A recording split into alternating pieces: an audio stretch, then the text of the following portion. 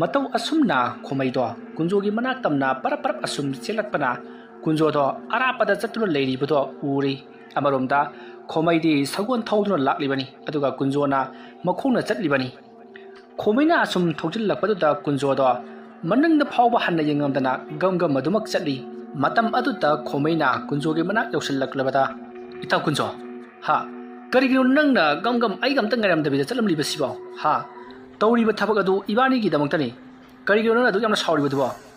itaw khomai ai karisu sawbolekti aina maram oraga nangi mai paklaga daba thabak ado aina soyenbani ai chatlage itaw amukta ngai khukederoge satpa tarabasu nongse phajana ngala matungda aigi yangoi sakol asida chaminasi adugi sumathakta oza uri jambagi manakta sangduna thabak ado mai paktre haibado amuktang di hairamsi karigi taha huran chinthigum chakadoribano taw khomai aikona tawriba thabak sibu huran bagi thabak natabrane kana udraba ahingi matam masida tawriba thabak mayam masibu huran bagi thabak natrabadi masibu karini haigadoribano itaw kunjo hoi sumi itawna hairibado huran bagi thabak ni adu warabasu masidi aruba thabak amani dana phare taw khomai nang yangwai sagon su tole nang oza uri jambagi manakta chatuna aikhoi ase hallage hairuro ai di khara chatpa horam lage phare itaw ai chatpa hore itaw kunjo nang bobu ka tapthau hoda ai na nang matam pura makta itaw magum na khali aduga nahakti chummi taw ai di puchen khara pi asum naram laga kunjo gam madumak chatkhri khomai tokhom khangdi mahaki oza uri jambagi manak chatuna hairamdrabadi phajadabasu leibanina mahak kunjuna chaliba adomda haiphet jingdam laga phare itaw adu werabadi ai oza uri jambada amukta da hairam khige nang chatpa khaga hauram biramo asumna hairam laga khomai sagon mamai leiduna uri jambagi manak tamna lakhi matam se nongam phum tarok labani khomai oza uri jambagi manak joksil labata uri jambado ayuk nganna hawgatuna iruja maithajadunna sumang matonda leirami khomai thongjil lakpadu ubada uri jambana ai nangdi amu halak labra karigiro amaduna yamna sawna nongan ringai da chakhribaduna adumna hanglakpaduda khomaina ngarang ahing thukriba thogdok singadugi matangda wari liduna khanghalli madugi matungda amaiba uri jambana khomai ai di ngarang na dumak khangkhrabani nangna tawgadoriba thabagasi mai pak loi haibasi fare amuktagi su hena tawba yadaba adugum laba luraba thabak amani nangi punsina leiriba makhaidi amu khanna tawba yararoi nangna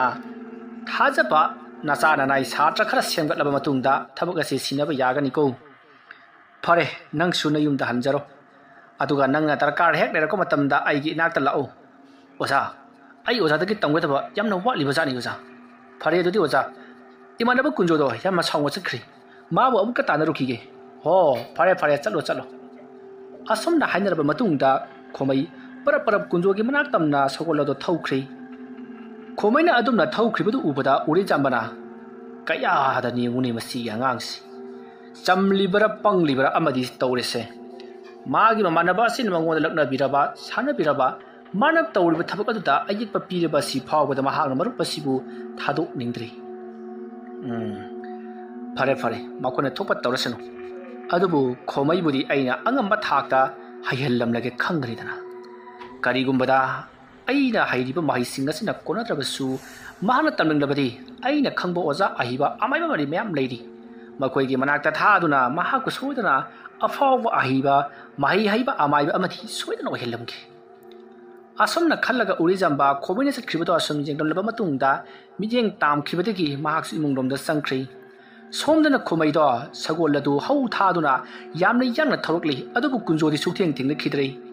matam aduda khomaina khangi kunjo se mahak lakpa ubadagi lotkhre haibasi tasengna kunjo khomaiga su unaning khidrei haibase khomaina khangi matam aduda khomaina mahaki mataw kunjo ado tananabagi damakta sagol ado thauna itaw lambi asida tahana chatpa matamda ayase lakle haiba khangbadagi nahak lotliba databra karigumba lotpo orabadi tholaklo karigidamakta ingonda atu thina warobano aina lankhiba wahai wata yawrabasu aibu singakpiro aduduga itaw ibani amok hanna hanjinnaduna nuksi chanana umtadi punsi kedobage ꯀꯔꯤꯁꯨ ꯂꯩꯇꯕ ꯊꯕꯛ ꯈꯔꯗꯒꯤ ꯑꯁꯨꯝ ꯌꯦꯡꯅꯕ ꯑꯣꯏꯈꯤꯗꯨꯅ ꯏꯕꯥꯅꯤꯁꯤ ꯌꯦꯡꯅꯕ ꯑꯣꯏꯔꯦꯗꯣ ꯑꯁꯨꯝꯅ ꯈꯣꯃꯩꯅ ꯀꯟꯅ ꯂꯥꯎꯗꯨꯅ ꯁꯨꯝ ꯆꯠꯂꯤꯉꯩ ꯈꯣꯃꯩꯒꯤ ꯃꯇꯨꯡ ꯂꯣꯝꯗ ꯑꯊꯥꯞꯄꯗꯒꯤ ꯀꯨꯟꯖꯣꯅ ꯏꯇꯥꯎ ꯈꯣꯃꯩ ꯍꯥꯏꯗꯨꯅ ꯀꯧꯔꯛꯏ ꯀꯨꯟꯖꯣ ꯇꯨꯡꯗ ꯆꯠ ꯂꯩꯊꯣꯛꯇꯨꯅ ꯌꯦꯡꯂꯨꯕꯗꯗꯤ ꯀꯨꯟꯖꯣꯗꯣ ꯂꯦꯞꯂꯒ ꯂꯩꯔꯝꯃꯤ ꯈꯣꯃꯩ ꯁꯒꯣꯜ ꯑꯗꯨ ꯃꯃꯥꯏ ꯂꯩꯔꯒ ꯀꯨꯟꯖꯣꯒꯤ ꯃꯅꯥꯛ ꯇꯝꯅ ꯊꯧꯖꯤꯜꯂꯛꯏ ꯃꯇꯝ ꯑꯗꯨꯗ ꯈꯣꯃꯩꯅ ꯀꯔꯤꯅꯣ ꯏꯇꯥꯎ ꯅꯪꯅ ꯑꯩ ꯂꯥꯛꯂꯒ ꯂꯣꯠꯂꯤꯕꯗꯤ ꯏꯇꯥꯎ ꯑꯩ ꯂꯣꯠꯄ ꯅꯠꯇꯦꯗ ꯑꯁꯤꯗꯤ ꯏꯁꯥ ꯁꯦꯡꯗꯣꯛꯂꯨꯕꯅꯤ ꯐꯔꯦ ꯆꯠꯅꯅꯕ ꯇꯧꯔꯁꯤ ꯑꯗꯨꯝꯅ ꯍꯥꯏꯔꯝꯂꯒ ꯁꯒꯣꯜ ꯑꯗꯨꯒꯤ ꯃꯅꯤꯡꯗ ꯀꯥꯈꯠꯈ꯭ꯔꯤ ꯃꯁꯤꯗꯒꯤꯗꯤ ꯈꯣꯃꯩꯁꯨ ꯁꯒꯣꯜ ꯑꯗꯣ ꯈꯨꯗꯨꯞ ꯊꯥꯗꯨꯅ ꯊꯧꯈꯤ ꯑꯁꯨꯝ ꯂꯥꯛꯄꯅ ꯍꯧꯖꯤꯛꯇꯤ ꯃꯈꯣꯏꯒꯤ ꯃꯈꯨꯡꯒꯪ ꯂꯝꯗꯝ ꯑꯗꯨ ꯌꯧꯁꯤꯜꯂꯛꯂꯤ ꯃꯇꯝ ꯑꯗꯨꯗ ꯀꯨꯟꯖꯣꯅ ꯐꯔꯦ ꯏꯇꯥꯎ ꯑꯩꯅ ꯃꯔꯝ ꯑꯣꯏꯔꯒ ꯅꯪꯒꯤ ꯊꯕꯛꯁꯨ ꯃꯥꯏ ꯄꯥꯛꯇ꯭ꯔꯦꯗꯣ ꯐꯪꯂꯒꯗꯕ ꯁꯅꯥ ꯂꯨꯄꯥ ꯃꯌꯥꯝ ꯑꯗꯨ ꯏꯕꯥꯅꯤꯅ ꯌꯦꯟꯅꯒꯗꯧꯔꯤꯕꯅꯤ ꯑꯩꯒꯤꯁꯨ ꯁꯔꯨꯛ ꯌꯥꯎꯔꯤꯕꯅꯤ ꯑꯗꯨꯕꯨ ꯑꯩꯅ ꯐꯔꯛ ꯇꯥꯁꯟꯕꯗꯒꯤ ꯐꯪꯗ꯭ꯔꯦ ꯃꯁꯤꯒꯤꯗꯃꯛ ꯅꯪꯅ ꯑꯩꯕꯨ ꯉꯥꯛꯄꯤꯌꯨ ꯑꯩꯁꯨ ꯑꯩꯒꯤ ꯂꯩꯀꯥꯏꯗ ꯍꯟꯈ꯭ꯔꯒꯦ ꯏꯇꯥꯎꯁꯨ ꯏꯇꯥꯎꯒ ꯂꯩꯀꯥꯏꯗ ꯁꯤꯗ ꯂꯩꯕꯤꯍꯧꯔꯣ ꯑꯁꯨꯝꯅ ꯍꯥꯏꯔꯝꯂꯒ ꯀꯨꯟꯖꯣ ꯁꯒꯣꯜꯗꯒꯤ ꯐꯟ ꯆꯣꯡꯊꯩ ꯁꯒꯣꯜ ꯑꯗꯣ ꯊꯧꯕ ꯂꯦꯞꯄꯗꯤ ꯅꯠꯇꯦ ꯈꯔ ꯇꯞꯊꯩ ꯍꯥꯏꯕꯒꯤ ꯋꯥꯅꯤ ꯀꯨꯟꯖꯣꯅ ꯐꯟ ꯆꯣꯡꯊꯈꯤꯕ ꯑꯗꯨꯗ ꯁꯒꯣꯜ ꯑꯗꯨꯗꯒꯤ ꯎꯄ꯭ꯔꯥꯡ ꯎꯞꯁꯤꯟꯗꯨꯅ ꯇꯥꯏ ꯈꯣꯃꯩ ꯁꯒꯣꯜ ꯑꯗꯨ ꯈꯥꯝꯂꯒ ꯀꯔꯤꯅꯣ ꯏꯇꯥꯎ ꯅꯪꯅ ꯇꯧꯔꯤꯕꯁꯤꯕꯣ ꯍꯥ ꯀꯨꯝꯒꯦ ꯍꯥꯏꯔꯕꯁꯨ ꯁꯒꯣꯜ ꯑꯁꯤ ꯈꯥꯝꯂꯒ ꯀꯨꯝꯕꯁꯨ ꯌꯥꯏꯗꯅ ꯀꯨꯟꯖꯣ ꯃꯁꯥ ꯑꯗꯣ ꯃꯐꯤ ꯃꯔꯣꯟꯗꯨ ꯀꯟꯊꯣꯛꯂꯒ ꯍꯧꯒꯠꯂꯛꯏ ꯑꯗꯨꯒ ꯌꯥꯔꯦ ꯏꯇꯥꯎ ꯑꯩ ꯆꯠꯂꯦꯀꯣ ꯑꯁꯣꯝꯅ ꯍꯥꯏꯔꯝꯂꯒ ꯀꯨꯟꯖꯣ ꯒꯝ ꯑꯗꯨꯃꯛ ꯆꯠꯈ꯭ꯔꯤ ꯈꯣꯃꯩ ꯀꯨꯟꯖꯣꯅ ꯆꯠꯈ꯭ꯔꯤꯕ ꯑꯗꯨꯗ ꯃꯨꯟꯅ ꯌꯦꯡꯗꯨꯅ ꯂꯩꯍꯧꯔꯤ ꯀꯨꯟꯖꯣꯗꯤ ꯍꯟꯅ ꯐꯥꯎꯕ ꯌꯦꯡꯉꯝꯗꯅ ꯑꯗꯨꯃꯛ ꯆꯠꯈ꯭ꯔꯤ ꯈꯣꯃꯩꯁꯨ ꯀꯨꯟꯖꯣꯅ ꯆꯠꯈ꯭ꯔꯕ ꯃꯇꯨꯡꯗ ꯒꯨꯂꯥꯏ ꯑꯃ ꯂꯩꯁꯤꯟꯈꯤꯕꯗꯒꯤꯗꯤ ꯈꯣꯃꯩꯅ ꯃꯁꯤꯒꯤ ꯏꯃꯥꯟꯅꯕꯁꯤ ꯑꯉꯥꯡ ꯑꯣꯏꯔꯤꯉꯩꯗꯒꯤ ꯍꯧꯅ ꯃꯕꯨꯛ ꯂꯨꯕ ꯃꯤꯑꯣꯏ ꯑꯃ ꯑꯣꯏꯅ ꯇꯤꯟꯅꯔꯛꯈꯤꯕꯅꯤ ꯐꯔꯦ ꯃꯥꯅ ꯊꯣꯛꯄ ꯇꯧꯔꯁꯤꯅꯨ ꯑꯩꯁꯨ ꯌꯨꯝꯗ ꯍꯜꯂꯒꯦ ꯑꯗꯨꯕꯨ ꯌꯥꯝꯈ꯭ꯔꯕ ꯁꯅꯥ ꯂꯨꯄꯥꯁꯤꯡ ꯑꯗꯣ ꯐꯪꯒꯗꯕ ꯈꯔ ꯈꯛꯇꯃꯛ ꯉꯥꯏꯔꯕ ꯀꯥꯟꯗ ꯍꯦꯛ ꯇꯣꯛꯏꯗ ꯑꯩꯒꯤꯁꯨ ꯑꯍꯩꯕ ꯏꯆꯥ ꯏꯅꯥꯏ ꯁꯥꯇ꯭ꯔ ꯀꯌꯥ ꯁꯦꯝꯒꯠꯇꯨꯅ ꯍꯥꯏꯔꯤꯕ ꯄꯥꯠ ꯑꯗꯨꯗ ꯂꯩꯔꯤꯕ ꯃꯌꯥꯝ ꯑꯗꯨꯕꯨ ꯑꯩꯅ ꯐꯪꯅꯕ ꯁꯣꯏꯗꯅ ꯍꯣꯠꯅꯒꯅꯤ ꯏꯇꯥꯎ ꯀꯨꯟꯖꯣ ꯅꯪꯅ ꯏꯁꯤꯡ ꯀꯪꯅꯕꯒꯤ ꯂꯩꯋꯥ ꯍꯩ ꯍꯥꯏꯕꯗꯣ ꯑꯩꯁꯨ ꯈꯪꯉꯤ ꯑꯗꯨꯕꯨ ꯅꯍꯥꯛꯅ ꯇꯧꯒꯦ ꯌꯥꯝꯅ ꯇꯧꯗꯨꯅ ꯅꯣꯡ ꯑꯣꯏꯅ ꯀꯧꯊꯈꯤꯕꯅꯤ ꯍꯥꯏꯕꯁꯦ ꯑꯩ ꯀꯔꯤꯒꯤ ꯈꯪꯒꯅꯤ ꯐꯔꯦ ꯅꯪꯅꯁꯨ ꯑꯩꯕꯨ ꯅꯨꯡꯉꯥꯏꯈꯤꯅꯤ ꯍꯥꯏꯕꯁꯤ ꯄꯥꯈꯠꯂꯤ ꯑꯗꯨꯕꯨ ꯑꯩꯗꯤ ꯅꯪꯕꯨ ꯍꯧꯖꯤꯛꯁꯨ ꯏꯇꯥꯎ ꯑꯃꯒꯨꯝꯅ ꯈꯜꯂꯤ ꯂꯃꯟ ꯁꯤꯡꯕꯒꯤ ꯋꯥꯈꯜ ꯂꯩꯇꯦ ꯑꯩꯉꯣꯟꯗ ꯈꯪꯗ꯭ꯔꯤ ꯏꯕꯥꯅꯤꯒꯤ ꯄꯨꯟꯁꯤꯒꯤꯗ ꯀꯔꯤꯕꯨ ꯇꯝꯂꯤꯒꯕ ꯑꯁꯨꯝꯅ ꯈꯟꯅ ꯈꯣꯃꯩ ꯁꯒꯣꯜ ꯑꯗꯨ ꯊꯣꯛꯂꯛꯄꯅ ꯃꯍꯥꯛꯀꯤ ꯃꯌꯨꯝ ꯌꯧꯈ꯭ꯔꯦ ꯅꯨꯃꯤꯠ ꯑꯗꯨꯒꯤ ꯅꯨꯃꯤꯗꯥꯡꯒꯤ ꯃꯇꯝꯅꯤ ꯃꯇꯝꯗꯣ ꯄꯨꯡ 9:10 ꯇꯥꯁꯜꯂꯛꯂꯕꯅꯤ ꯁꯣꯝꯗ ꯀꯨꯟꯖꯣ ꯈꯣꯃꯩꯅ ꯃꯉꯣꯟꯗ ꯇꯧꯈꯤꯕꯁꯤꯡ ꯑꯗꯨꯒꯤ ꯈꯜꯂꯨꯔꯒ ꯑꯊꯋꯥꯏ ꯏꯅꯨꯡ ꯅꯨꯡꯉꯥꯏꯇꯅ ꯑꯗꯨꯃꯛ ꯂꯩꯔꯤ ꯑꯗꯨꯒꯤꯁꯨ ꯃꯊꯛꯇ ꯃꯍꯥꯛꯅ ꯌꯥꯝꯈ꯭ꯔꯕ ꯁꯅꯥ ꯂꯨꯄꯥꯁꯤꯡ ꯑꯗꯣ ꯐꯪꯍꯟꯈꯤꯗꯕ ꯑꯗꯨꯒꯤꯗꯃꯛ ꯃꯊꯃꯣꯏꯗꯁꯨ ꯍꯔꯥꯎꯖꯔꯤꯕꯅꯤ ꯃꯁꯤꯗꯒꯤꯗꯤ ꯀꯨꯟꯖꯣꯅ ꯋꯥꯈꯜ ꯀꯌꯥ ꯈꯟꯕ ꯍꯧꯔꯛꯂꯤ ꯏꯇꯥꯎ ꯈꯣꯃꯩꯁꯤ ꯃꯍꯩ ꯀꯌꯥ ꯌꯥꯝꯅ ꯍꯩꯔꯕꯒꯦ ꯍꯥꯏꯕꯗꯨ ꯑꯃꯨꯛꯇꯪꯗꯤ ꯆꯥꯡ ꯌꯦꯡꯊꯣꯛꯀꯦ ꯃꯇꯝ ꯄꯨꯝꯅꯃꯛꯇ ꯃꯍꯥꯛꯀꯤ ꯃꯍꯩ ꯑꯁꯤ ꯀꯗꯥꯏ ꯐꯥꯎꯕ ꯍꯩꯔꯕꯒꯦ ꯍꯥꯏꯕꯗꯨ ꯆꯥꯡ ꯌꯦꯡꯗꯨꯅ ꯃꯥꯕꯨ ꯂꯛꯅꯒꯦ ꯈꯪꯒꯅꯤꯗꯣ ꯑꯗꯨꯗꯤ ꯉꯁꯤ ꯑꯍꯤꯡꯁꯤ ꯑꯩ ꯀꯔꯤ ꯇꯧꯁꯤꯒꯦ ꯐꯔꯦ ngasi ahing ngasi ma utumpham chafam khangan de lehellagi asomna khallaga kunjo mahak tumlam badagi phuk hagulai aduga mahakna pung yengluba matamdari numidang ki pung tara tamak tadun leirami kunjona as pung sisune yamna ngalamni ne tawri basiri ngaihak tang hipthaki asomna khallaga kunjo hipthakri somdana khomai numidang aduda mapal langda throklaga laten ado tulisipung adugi mathakta mayai da thami haibadi tulisipung adugi manakta thami adugi matung da mahakna tulisipung adugi koibada koina chattuna murum lewa khara soli aruduga hanjallalaga khuru leitana tulisipung adugi mamangda phamtharaga lewa soma pungloi lor matung da khurum jari adumna khurumba pungloi lor matung da laten na do imung lomda amuk pusankhre masigi matung khomai do phamung da kakatuna ningai da na tumna ba tawri matamsi pung 10 makhai henjallaklabani somdana kunjodo amuk haugalakli aduga mahak punga mata yengdabi maning lomda parap tholai mamang thonglomdagi tholo matungda makha thangba yana kharomda laklaga maning lomda yeruklibani matam aduda kunjona swaida horiba leising asi oda thalage leisu hana thorang torogdrabanina adumna khallaga leido mathang asum helakpa matamda manakta horiba champra pambi amagi masa amana mangoda khetki adumna masa aduna khelakpa duta kunjona hoijit karino A चंप्रानी hi अईदी ngасai makai masigi wakhal gu tawrodi as leiga kana bajana tida asum na haraga kunjo na lei ado langthokri aduga champra pambi tu ge manakta changsalaka champra pambi tu gi champra ama hekli aduga masa khalsu haibadi tingkhang masa khalsu thekli madugi matungda kunjo nokphet tawduna khangani dana ngasi budina nang naibu awaba pi khiba phu khiba sai khiba adugi laman singi khangari asum na khallaga kunjo par maning lomda laklaga maningi yana kha aduta birak narak jinglaga phamthai adumna phamtharabagi tungta kunjona champra aduta champra pambi adugi thelakpa tingkhang sing ado chak thilli asumna machai ahum thillabagi tungda mahagna murum lewa khara solaga khomai ge mamingbu panduna champra adutagi tingkhang ado satoklei aduga haujik satokhiba tingkhang adugi makhuladuta amuk thinjilli aduma torokpaduta khomai do tumlambadagi khangprek khangdun haugalei aduga as kaiyune ai puksida chak thelibasibo kainu sidi ai bu puk thinbi horlaba jarane asumna khallaga khomai do mahak phamungdagi kumtharakli aduga chasanglomda lalaga isingda khara solaga thakke haidun lakka matamda asomda kunjona amukasu champra aduta yungchenduna thampa tingkang ama satokli aduga amukasu saklauna jungselli adama taropadu khomaido amukasu pukcheplomda saklauna karigumba amara thilakpadagi as kariyon he hois sidi mawong manidra puktiba natre asumna khanna mak chakchinglomda parap lakli aduga saina ado khangjallaga ising khara kanduna ising aduda lewa khara solaga thakchelli adumna mahana ising ado hek thakchin khibaga somda kunjona yungduna thamliba champra adu jungshaliba tingkhang ama kanagumba ama namarungdage kausokpagum tingkhang do phatlauna kapthokhi matam aduda kunjona noklaga iya ma su troklidana se fai taw khomai nang aine tawriba sibu khangma ngamra yengjau do asumna haraga champra do mahagna uru ungi aduma torokpa aduta khomai do somda masa do odik sawning tawba horoklei aduma tawringai asomdana kunjona champra ado mahutna biri noi khaira adumna noi khaira paduta asomdana khomai do mahaki masa se kanagumba amana sitatpa noi khaiba amati sitatpana singba torokpagum masa do chaina phangai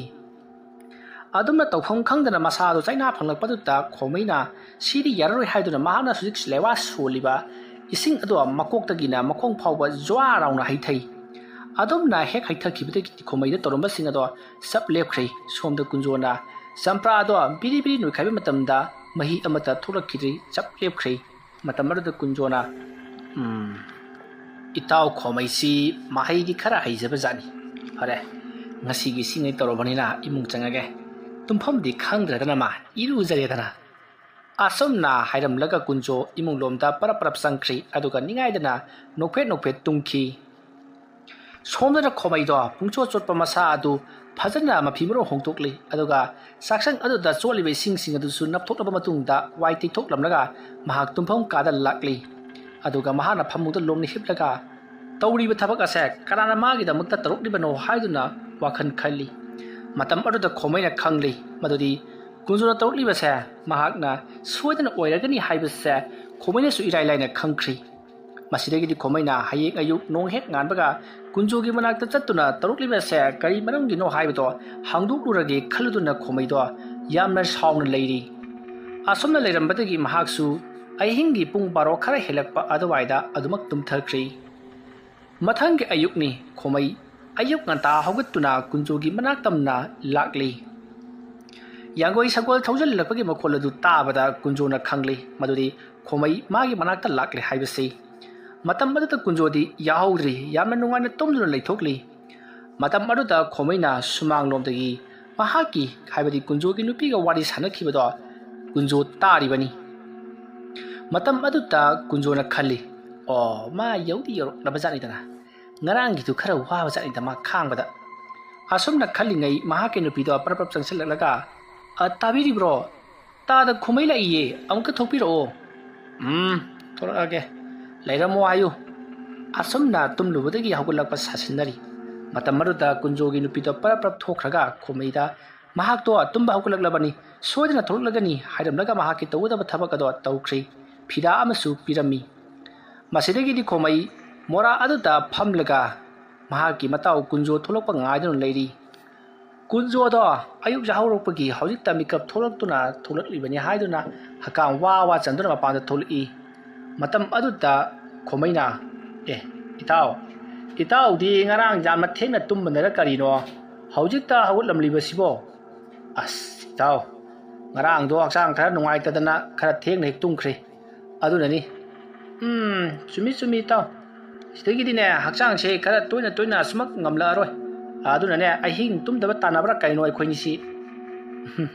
itaw kaidorogiri taw no yunga ta sida laklibasibo itaw kunjo nang tawliba thabak sibu karino ha nang ai aduk lura tinaraga adukumba thabak adubu aingoda tawlibadubu kariginoiba kaidorogiri itaw khomai ha ai bu itaw da kari tawkhrbagi itaw dana aingonda warak watin lakhibagi wani itaw kunjo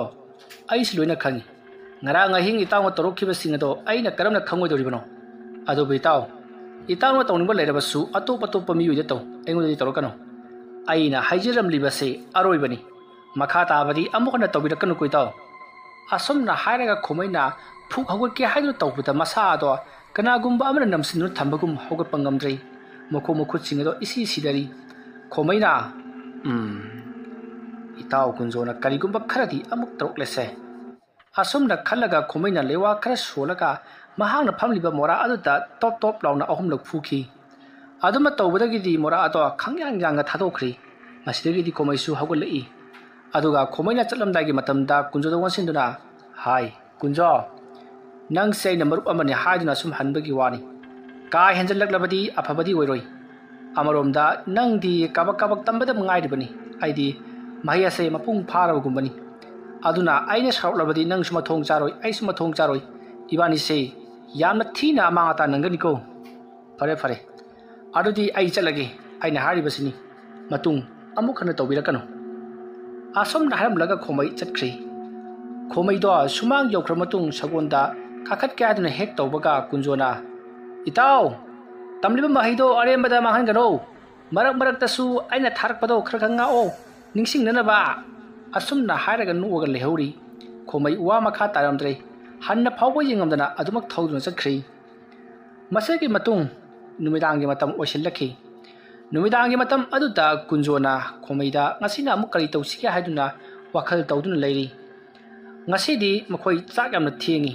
magi nupi ado thabak ama tawrubana maramaduna makhoi chakcha tolakpada pung 10 khara henna henjinkhri masidagi chakcha tolaba matung ngahak pathari ngaida pung 12 baro adum taaduna leiramlebani kunjogiri khwaidagi nungaijaba matam haibato oirabani masidagi kunjona khomaisa ngasigi numita mapum thina langnagi yarabadi yaibi thawaidu phawba lobri yabri yenge khaladuna mahangna puthorakpa patum manba machin tumba yosai khara puthoraklei yosai asa hek yembada tenjai maru sumali masi putholaba matungda kunjona murum lewa khara solaga tenjai singa do makhupa ka thamlaba matungda maninglomda tapna thoraklei adumna tholakpana hawjikti mahaki laisana pham oriba pham madu joroktabada mahangna putholiba singado ikoi na yungni asomna kunjona tharang tawduna leiringai asomdana khomaisu numidang aduta tapna hawgalaklei aruduga mahangna kunjogi maikai yengaduna kunjogi maming pundu panduna khubak prok khuki adamna khubak prok khurakpa aduta kunjogi mana kongda khupagalugi makhol takhi kunjo lairon tilon sonduna mahangna sanaramliba ase sat loisali aruduga kanana karigidamakta mahaki lukhamda kupanga tharaklibano haiduna kunjo akoibaduda kolei leiduna jingi adamna mahana jingni matam maduda mahaki mamangda leramba timulai musing ado loina mathang loina mangnakhri timulai musing aduna mathang mangkhiba aduda kunjo kayo tawribasibo kana amul lalaba jano haiduna mathamoida wajari asumna khalaga mahakna tungmang koyengge budadi kana amatadi udi masidagidi kunjona lewa khara sokutta sonla matungda mathada nanthakibadagidi mahaki akoibada koichat chatuna leiribado uri chaliba singadugi marakta mamit chawdaba manakong chawdaba manaton chawdaba amadi baron thokpa ngamdaba kangu kharasu chawri matam aduta kunjona o makuising asi aigi tau khomai tharakpa soitana wairamgani phai aina amuk hallaga thaba tayadana asumna khallaga kunjona lewa mantra khara solaga makut ado magi manak tamna changsilakliba laimu amabu pharaga mahakna hai nukoi famasta kadau lakpano amaiba kunjo ai leramgani khangdabra adumna hairaga mahakki manakta changsilakliba laimu aduta mahakki manakta taduna pungchai chaiduna leiriba champra ado laktuna langsinki adumna tawkhiba aduta laimu ado waima siri haiduna koilau lauduna mafam marutagi chakhinaba tawri kunjo noklaga khomina tharakpa laisi phawbada aina ngamlaba haiduna mahak jamna kanna nokchari masigi matung hojikti kunjo da khomida karigumba kha tawge khalabado tawdri imungda oina adumak changkhri somdana kamdawri khomai mafam aduta adumak lengdana phamlaga mahakki laising aduna lakpado mahak ngaiduna leiri adumna leiringegi matam aduta mahanga thatokhiba laising ado mahakki manakta lakli matam aduta khomaina kari kamdawre mahak ado laknaramra haiduna hangi matam aduta khomaina karuriba uchek aduna hoi lakabudi kha laknarami tawadabu aisu sige tawre haiduna but aduna khumi pafam aduta khomaina fare nangsu pothakhro aisu pothanaba tawragi nan phamda haloko asom naharam laga khomai prap imungdomda sangki somdana kunjodo laising adu hanbal loju male khraduna lairon kana soli adubu chek mok loroktaba adudagidi mahaksu pamna oiram male pham swaida mi si mina thokhiba leita male khraduna prap chakhinaba tawi masigi matung kunjosu magi tumpham kada sangduna adumak hipthakri khomaisu adumak hipthakri asamna tawduna marup ani do matam sangna magi ahibasin se uthuk aduna amata thadok khajin tawduna asumak lerakli matam de asum haukibana lamta gi matam jokhilakli lamta thani khangjabagi wani khomai amadi kunjo mokoi ani se hanadagi hauna amuk jandaduna leirambani na khomaina kunjoda karigumba khari laman khumningli aduga kunjosu adumangai khomaida karigumba khari laman khumningli matamdu ayuki pung 9 muk tari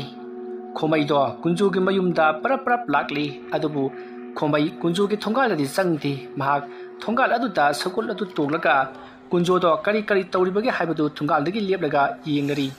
matam aduta kunjodo apal langda parap tholai makhutta thang amaga wa makak amaga su paidi matam aduta khomai sakuldagi kumtharaklaga kari tawgudori bajano haiduna thongal aduta phamlaga yengakli asumna tawduna kunjodo wa makak aduga thang aduga pairaga parap thokraga sangoigi kena kha aduta phamtharaga wa aduda mahul ama hutli hariba makhul asigi oirom thangba nakandasu makhul ama hutli pareng sana hutprati yetlonggi nakalomda mo oiromge nakalomda mo huttuna makhul mari hutli asumna makhul singdo hutpa loirabagi tungda makhul sing aduda mahangna munna yengi adugi matungda wagi utong adugi manungda mahangna sor khara kamduna su yengli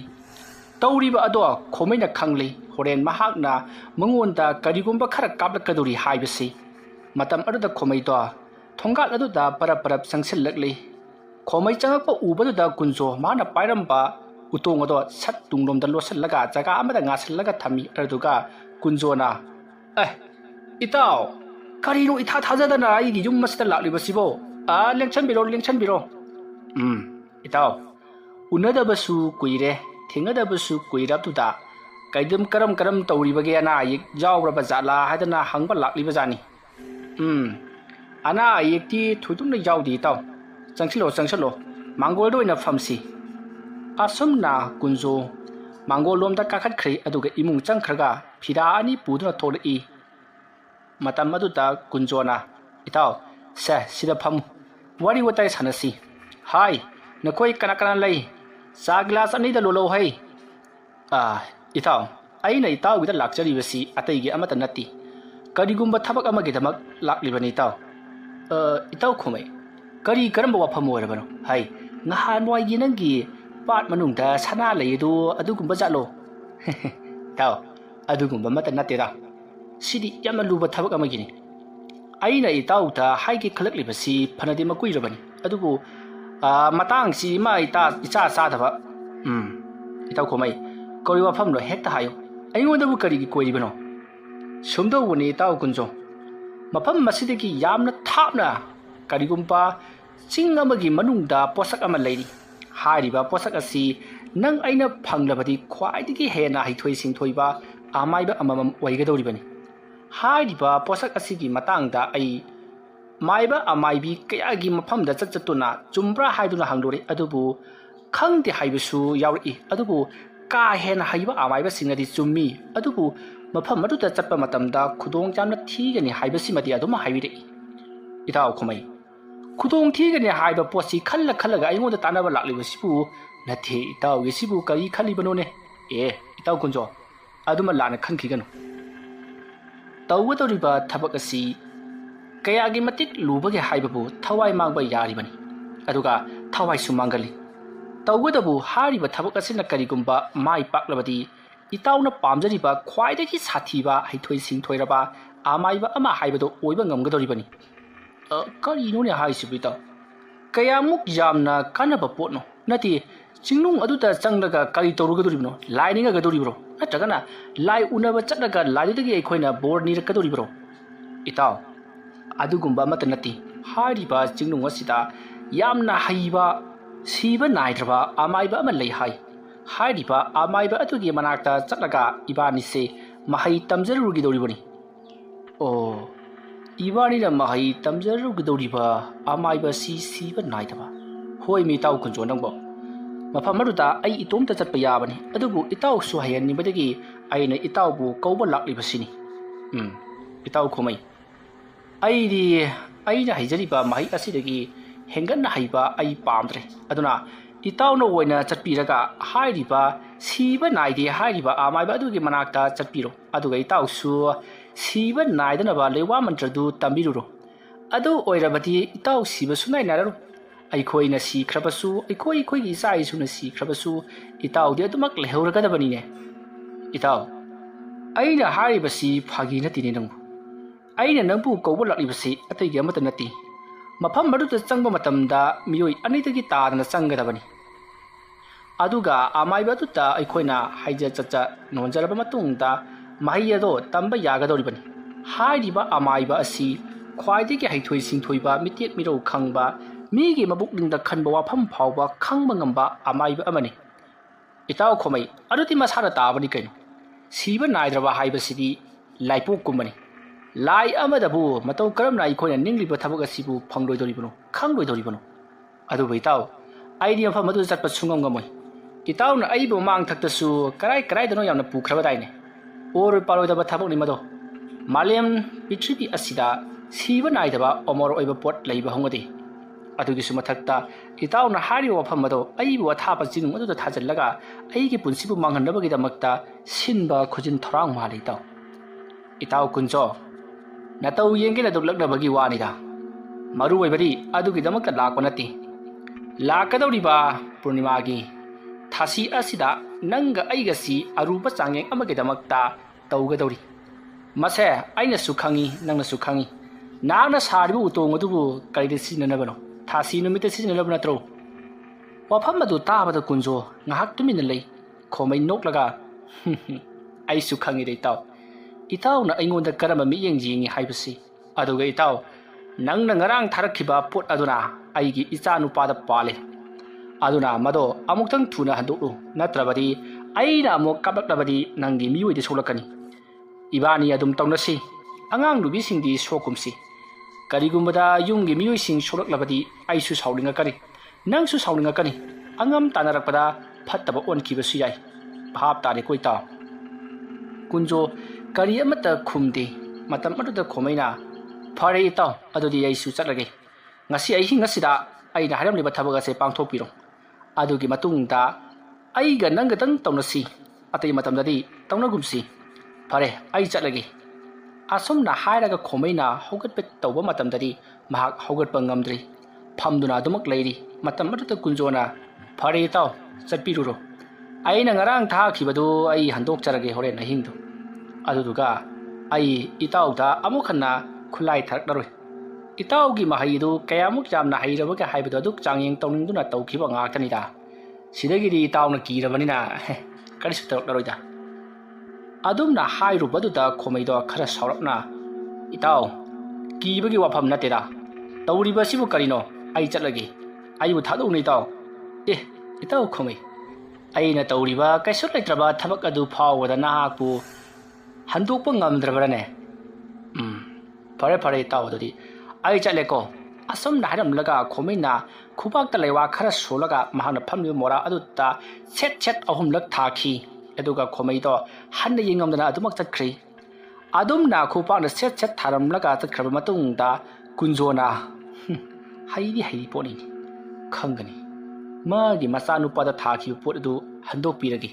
ꯃꯁꯥꯃꯛ ꯂꯥꯛꯇꯨꯅ ꯀꯞꯇꯨꯅ ꯍꯥꯏꯖꯔꯝꯂꯕꯅꯤꯅ ꯑꯗꯨꯕꯨ ꯍꯣꯔꯦꯟꯗꯤ ꯑꯩꯅ ꯅꯉꯣꯟꯗ ꯀꯔꯤ ꯇꯧꯔꯛꯄꯒꯦ ꯍꯥꯏꯕꯗꯨ ꯈꯪ ꯑꯁꯨꯝꯅ ꯈꯜꯂꯒ ꯈꯣꯃꯩꯅ ꯍꯧꯒꯠꯀꯦ ꯇꯧꯕ ꯃꯇꯝꯗ ꯃꯍꯥꯛꯅ ꯐꯝꯂꯤꯕ ꯃꯣꯔꯥ ꯑꯗꯨꯗ ꯄꯟꯈ꯭ꯔꯦ ꯃꯇꯝ ꯑꯗꯨꯗ ꯀꯨꯟꯖꯣꯗꯣ ꯅꯣꯛꯂꯒ ꯃꯍꯥꯛꯁꯨ ꯈꯨꯕꯥꯛꯇ ꯂꯩꯋꯥ ꯁꯣꯟꯗꯨꯅ ꯄꯣꯞ ꯊꯥꯗꯨꯅ ꯍꯧꯒꯠꯂꯤ ꯑꯗꯨꯝꯅ ꯇꯧꯕ ꯂꯣꯏꯔꯕ ꯃꯇꯨꯡꯗ ꯀꯨꯟꯖꯣꯗꯣ ꯃꯍꯥꯛꯅ ꯉꯁꯥꯏ ꯂꯣꯠꯁꯤꯜꯂꯝꯕ ꯎꯇꯣꯡ ꯑꯗꯨꯒꯤ ꯃꯅꯥꯛꯇ ꯄꯔꯞ ꯂꯥꯛꯂꯤ ꯑꯗꯨꯕꯨ ꯃꯍꯥꯛꯅ ꯂꯥꯛꯄ ꯃꯇꯝꯗꯗꯤ ꯎꯇꯣꯡ ꯑꯗꯣ ꯂꯩꯔꯝꯗ꯭ꯔꯦ ꯎꯇꯣꯡ ꯑꯗꯨꯅ ꯂꯩꯔꯝꯗꯕ ꯑꯗꯨꯗ ꯀꯨꯟꯖꯣꯅ ꯁꯤꯗꯒꯤ ꯎꯇꯣꯡꯕꯨꯗꯤ ꯀꯅꯥꯅ ꯄꯨꯈ꯭ꯔꯕ ꯏꯇꯥꯎ ꯈꯣꯃꯩ ꯅꯪꯅ ꯄꯨꯔꯤ ꯋꯥ ꯑꯣꯏꯔꯦ ꯅꯪꯗꯤ ꯑꯩꯅ ꯉꯁꯥꯏꯗꯒꯤ ꯇꯧꯔꯤꯕꯗꯨ ꯂꯣꯟꯅ ꯌꯦꯡꯂꯤꯕ ꯋꯥ ꯑꯣꯏꯔꯦ ꯐꯩ ꯄꯨꯖꯈꯣ ꯑꯗꯨꯒꯨꯝꯕ ꯎꯇꯣꯡ ꯆꯥꯝꯃ ꯁꯥꯕ ꯉꯝꯕ ꯀꯨꯟꯖꯣꯅꯤ ꯍꯥꯏꯕꯁꯤ ꯏꯇꯥꯎꯅ ꯈꯪꯗꯕ ꯁꯥꯏ ꯑꯗꯨꯕꯨ ꯃꯍꯥꯛꯅ ꯎꯇꯣꯡꯗꯨ ꯂꯧꯔꯤꯕꯗꯨ ꯀꯔꯤ ꯃꯔꯝꯒꯤ ꯑꯣꯏꯔꯤꯕꯖꯥꯠꯅꯣ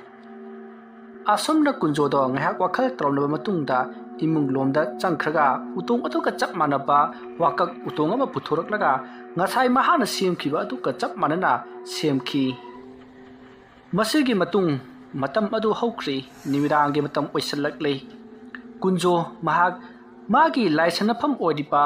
ꯃꯅꯤꯡꯒꯤ ꯌꯦꯅꯈꯥ ꯑꯗꯨꯗ ꯂꯥꯛꯂꯤ ꯃꯇꯝ ꯑꯁꯤꯗ ꯃꯍꯥꯛꯀꯤ ꯌꯨꯝꯒꯤ ꯃꯤꯁꯤꯡꯗꯤ ꯂꯣꯏꯅꯃꯛ ꯇꯨꯝꯅꯈ꯭ꯔꯕꯅꯤ ꯃꯍꯥꯛꯅ ꯂꯥꯏ ꯁꯟꯅꯔꯤꯕ ꯃꯐꯝ ꯑꯁꯤ ꯌꯨꯝꯗꯒꯤ ꯐꯅꯌꯥꯝ ꯁꯥꯡꯅ ꯂꯥꯛꯂꯤꯕꯅꯤ ꯌꯨꯝꯒꯤ ꯌꯦꯅꯈꯥ ꯂꯩꯔꯤꯕ ꯑꯗꯣꯝꯂꯣꯝꯗ ꯑꯁꯨꯝ ꯂꯥꯛꯂꯒ ꯍꯧꯔꯤꯕ ꯆꯥꯎꯔꯕ ꯍꯩꯀ꯭ꯔꯨ ꯄꯥꯝꯕꯤ ꯑꯗꯨꯒꯤ ꯃꯈꯣꯡꯗ ꯐꯝꯂꯒ ꯃꯍꯥꯛꯅ ꯂꯥꯏ ꯁꯥꯟꯅꯔꯤꯕꯅꯤ ꯃꯍꯥꯛꯅ ꯂꯥꯏ ꯁꯥꯟꯅꯕ ꯈꯨꯗꯤꯡ ꯃꯍꯥꯛꯀꯤ ꯃꯇꯨꯡꯗ ꯀꯅꯥꯒꯨꯝꯕ ꯑꯃ ꯍꯦꯛꯇꯃꯛ ꯂꯦꯞꯄꯤ ꯀꯨꯟꯖꯣ ꯃꯗꯣ ꯉꯁꯤ ꯐꯥꯎꯕ ꯀꯔꯤꯅꯣ ꯍꯥꯏꯕ ꯈꯪꯗꯗꯨꯅ ꯂꯥꯛꯂꯤꯕꯅꯤ ꯃꯍꯥꯛꯅ ꯂꯩꯋꯥ ꯃꯟꯇ꯭ꯔ ꯁꯣꯟꯗꯨꯅ ꯀꯔꯤꯅꯣ ꯍꯥꯏꯗꯨꯅ ꯌꯦꯡꯂꯨꯔꯕꯁꯨ ꯀꯔꯤꯒꯨꯝꯕꯤ ꯑꯃꯠꯇ ꯂꯥꯝꯕ ꯎꯕ ꯐꯪꯈꯤꯗꯦ ꯃꯇꯧ ꯑꯁꯨꯝꯅ ꯀꯨꯟꯖꯣ ꯈꯣꯃꯩꯒꯤ ꯃꯆꯥꯅꯨꯄꯥꯗ ꯊꯥꯈꯤꯕ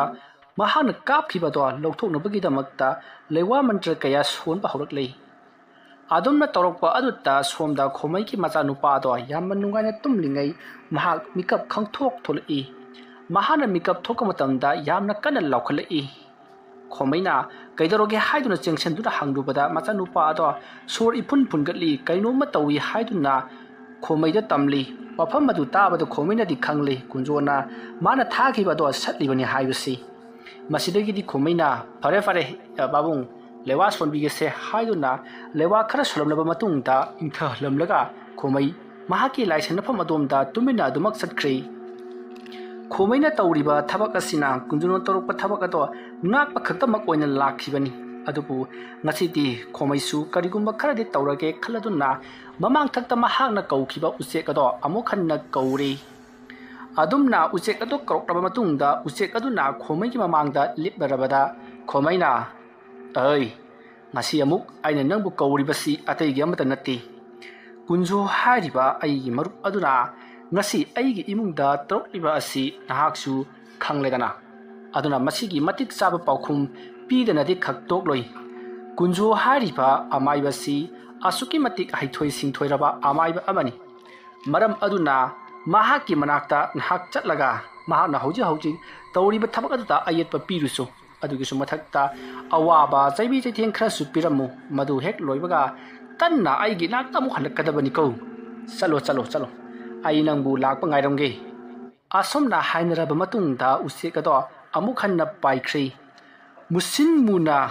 ꯂꯪꯇ꯭ꯔꯤꯛ ꯂꯪꯕ ꯎꯆꯦꯛ ꯑꯗꯣ ꯄꯥꯏꯈꯤꯕ ꯑꯗꯨ ꯎꯕꯗ ꯈꯣꯃꯩꯅ ꯃꯇꯤꯛ ꯃꯌꯥꯏ ꯂꯩꯕ ꯎꯆꯦꯛ ꯑꯁꯦ ꯑꯩꯅ ꯐꯪꯖꯍꯧꯕꯁꯤ ꯀꯌꯥꯗ ꯂꯥꯏꯕꯛ ꯐꯈ꯭ꯔꯕ ꯈꯜꯂꯗꯨꯅ ꯎꯆꯦꯛ ꯑꯁꯤꯕꯨ ꯐꯪꯖꯈꯤꯕꯒꯤ ꯋꯥꯔꯤ ꯑꯗꯣ ꯅꯤꯡꯁꯤꯡꯂꯛꯏ ꯅꯣꯡꯃ